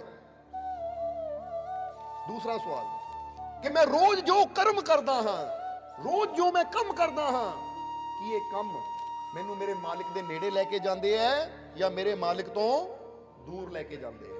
ਇਹ ਦੋ ਸਵਾਲ ਰੋਜ਼ ਕਰਨੇ ਆਪਣੇ ਆਪ, ਸ਼ੀਸ਼ੇ ਮੂਹਰੇ ਖੜ ਕੇ। ਮੈਂ ਜੋ ਵੀ ਕਰ ਰਿਹਾ ਹਾਂ, ਤਾਂ ਸ਼ਾਮ ਨੂੰ ਸਵੇਰ ਨੂੰ ਪੁੱਛੋ ਆਪਣੇ ਆਪ ਨੂੰ ਸ਼ੀਸ਼ੇ 'ਚ ਮੂੰਹ ਦੇਖ ਕੇ ਕਿ ਕੀ ਮੈਂ ਆਪਣੇ ਅੰਦਰ ਆਪਣੇ ਮਾਲਿਕ ਦੇ ਗੁਣ ਪੈਦਾ ਕਰ ਰਿਹਾ ਹਾਂ, ਮੈਂ ਪ੍ਰਭੂ ਦੇ ਗੁਣ ਪੈਦਾ ਕਰ ਰਿਹਾ ਹਾਂ, ਕੀ ਮੈਂ ਈਸ਼ਵਰ ਹੋਣ ਦੇ ਮਾਰਗ ਤੇ ਜਾ ਰਿਹਾ ਹਾਂ? ਔਰ ਸ਼ਾਮ ਨੂੰ ਪੁੱਛੋ, ਸ਼ਾਮ ਨੂੰ, ਕਿ ਅੱਜ ਮੈਂ ਜੋ ਪੂਰੇ ਦਿਨ 'ਚ ਕਰਮ ਕੀਤੇ, ਜੋ ਮੈਂ ਅੱਜ ਪੂਰੇ ਦਿਨ 'ਚ ਕੰਮ ਕੀਤੇ, ਕਿ ਇਹ ਕੰਮ ਮੈਨੂੰ ਮਾਲਿਕ ਦੇ ਨਜ਼ਦੀਕ ਲੈ ਕੇ ਜਾਣਗੇ ਜਾਂ ਮੇਰੇ ਮਾਲਿਕ ਤੋਂ ਦੂਰ ਲੈ ਕੇ ਜਾਣਗੇ? ਬਸ ਇੰਨਾ ਪੁੱਛ ਲਿਓ ਆਪਣੇ ਆਪ ਨੂੰ। ਅਗਰ ਦਿਲੋਂ ਪੁੱਛਾਂਗੇ, ਸਮਝਾਂਗੇ, ਤਾਂ ਰੋਜ਼ ਸਾਡੀ ਕਰਨੀ 'ਚ ਬਦਲਾਵ ਆਂਦਾ ਚਲਾ ਜਾਏਗਾ। ਕਿਉਂਕਿ ਜਦੋਂ ਆਪਣੇ ਆਪ ਨਾਲ ਪ੍ਰਸ਼ਨ ਕਰਾਂਗੇ ਤਾਂ ਫਿਰ ਅਸੀਂ ਕਰਨ ਦੀ ਕੋਸ਼ਿਸ਼ ਵੀ ਜ਼ਰੂਰ ਕਰਾਂਗੇ। ਸਮਝਦੇ ਹੋ ਕਿ ਨਹੀਂ? ਇਸ ਲਈ ਇਹ ਦੋ ਪ੍ਰਸ਼ਨ, ਕਿਉਂਕਿ ਤੁਸੀਂ ਪਰਮਾਤਮਾ ਦੇ ਬੀਜ ਹੋ, ਅੰਸ਼ ਹੋ, ਪਰਮਾਤਮਾ ਹੋਣ ਵਾਸਤੇ ਪੈਦਾ ਹੋਏ ਹੋ, ਤਾਂ ਪੁੱਛੋ ਆਪਣੇ ਆਪ ਨੂੰ ਕਿ ਮੈਂ ਪਰਮਾਤਮਾ ਹੋ ਰਿਹਾ ਹਾਂ ਰੋਜ਼? ਔਰ ਦੂਸਰੀ ਕਿ ਕੀ ਅੱਜ ਜੋ ਮੈਂ ਕਰਮ ਕਰ ਰਿਹਾ ਹਾਂ, ਅੱਜ ਮੈਂ ਜੋ ਵੀ ਕੀਤਾ ਜਾਂ ਜੋ ਵੀ ਮੈਂ ਕਰਮ ਕਰ ਰਿਹਾ ਹਾਂ, ਇਹ ਮੈਨੂੰ ਮੇਰੇ ਮਾਲਿਕ ਦੇ ਨੇੜੇ ਕਰ ਰਿਹਾ ਹੈ ਜਾਂ ਮੇਰੇ ਮਾਲਿਕ ਤੋਂ ਦੂਰ ਕਰ ਰਿਹਾ ਹੈ? ਹੁਣ ਜਿਹੜਾ ਕਰਮ ਲੱਗੇ, ਜਵਾਬ ਆਵੇ ਆਹ ਜਿਹੜਾ ਕੰਮ ਕੀਤਾ ਸੀ ਨਾ, ਦੂਰ ਵਾਲਾ ਕੀਤਾ ਸੀ, ਕੱਲ ਤੋਂ ਨਹੀਂ ਕਰਨਾ।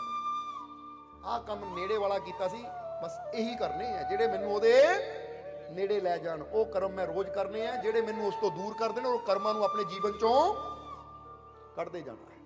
ਸਮਝ ਆ ਗਈ ਕਿ ਨਹੀਂ? ਇਹ ਦੋ ਚੀਜ਼ਾਂ ਯਾਦ ਰੱਖਣੀਆਂ, ਇਹ ਦੋ ਸਵਾਲ ਆਪਣੇ ਆਪ ਨੂੰ ਪੁੱਛਦੇ ਰਹਿਣਾ ਹੈ। ਪੁੱਛਦੇ ਸੋਹਣਾ ਸੋਹਣਾ ਮੇਰਾ ਮੁਰਸ਼ਿਦ ਸੋਹਣਾ, ਸੋਹਣਾ ਸੋਹਣਾ ਮੇਰਾ ਮੁਰਸ਼ਿਦ ਸੋਹਣਾ।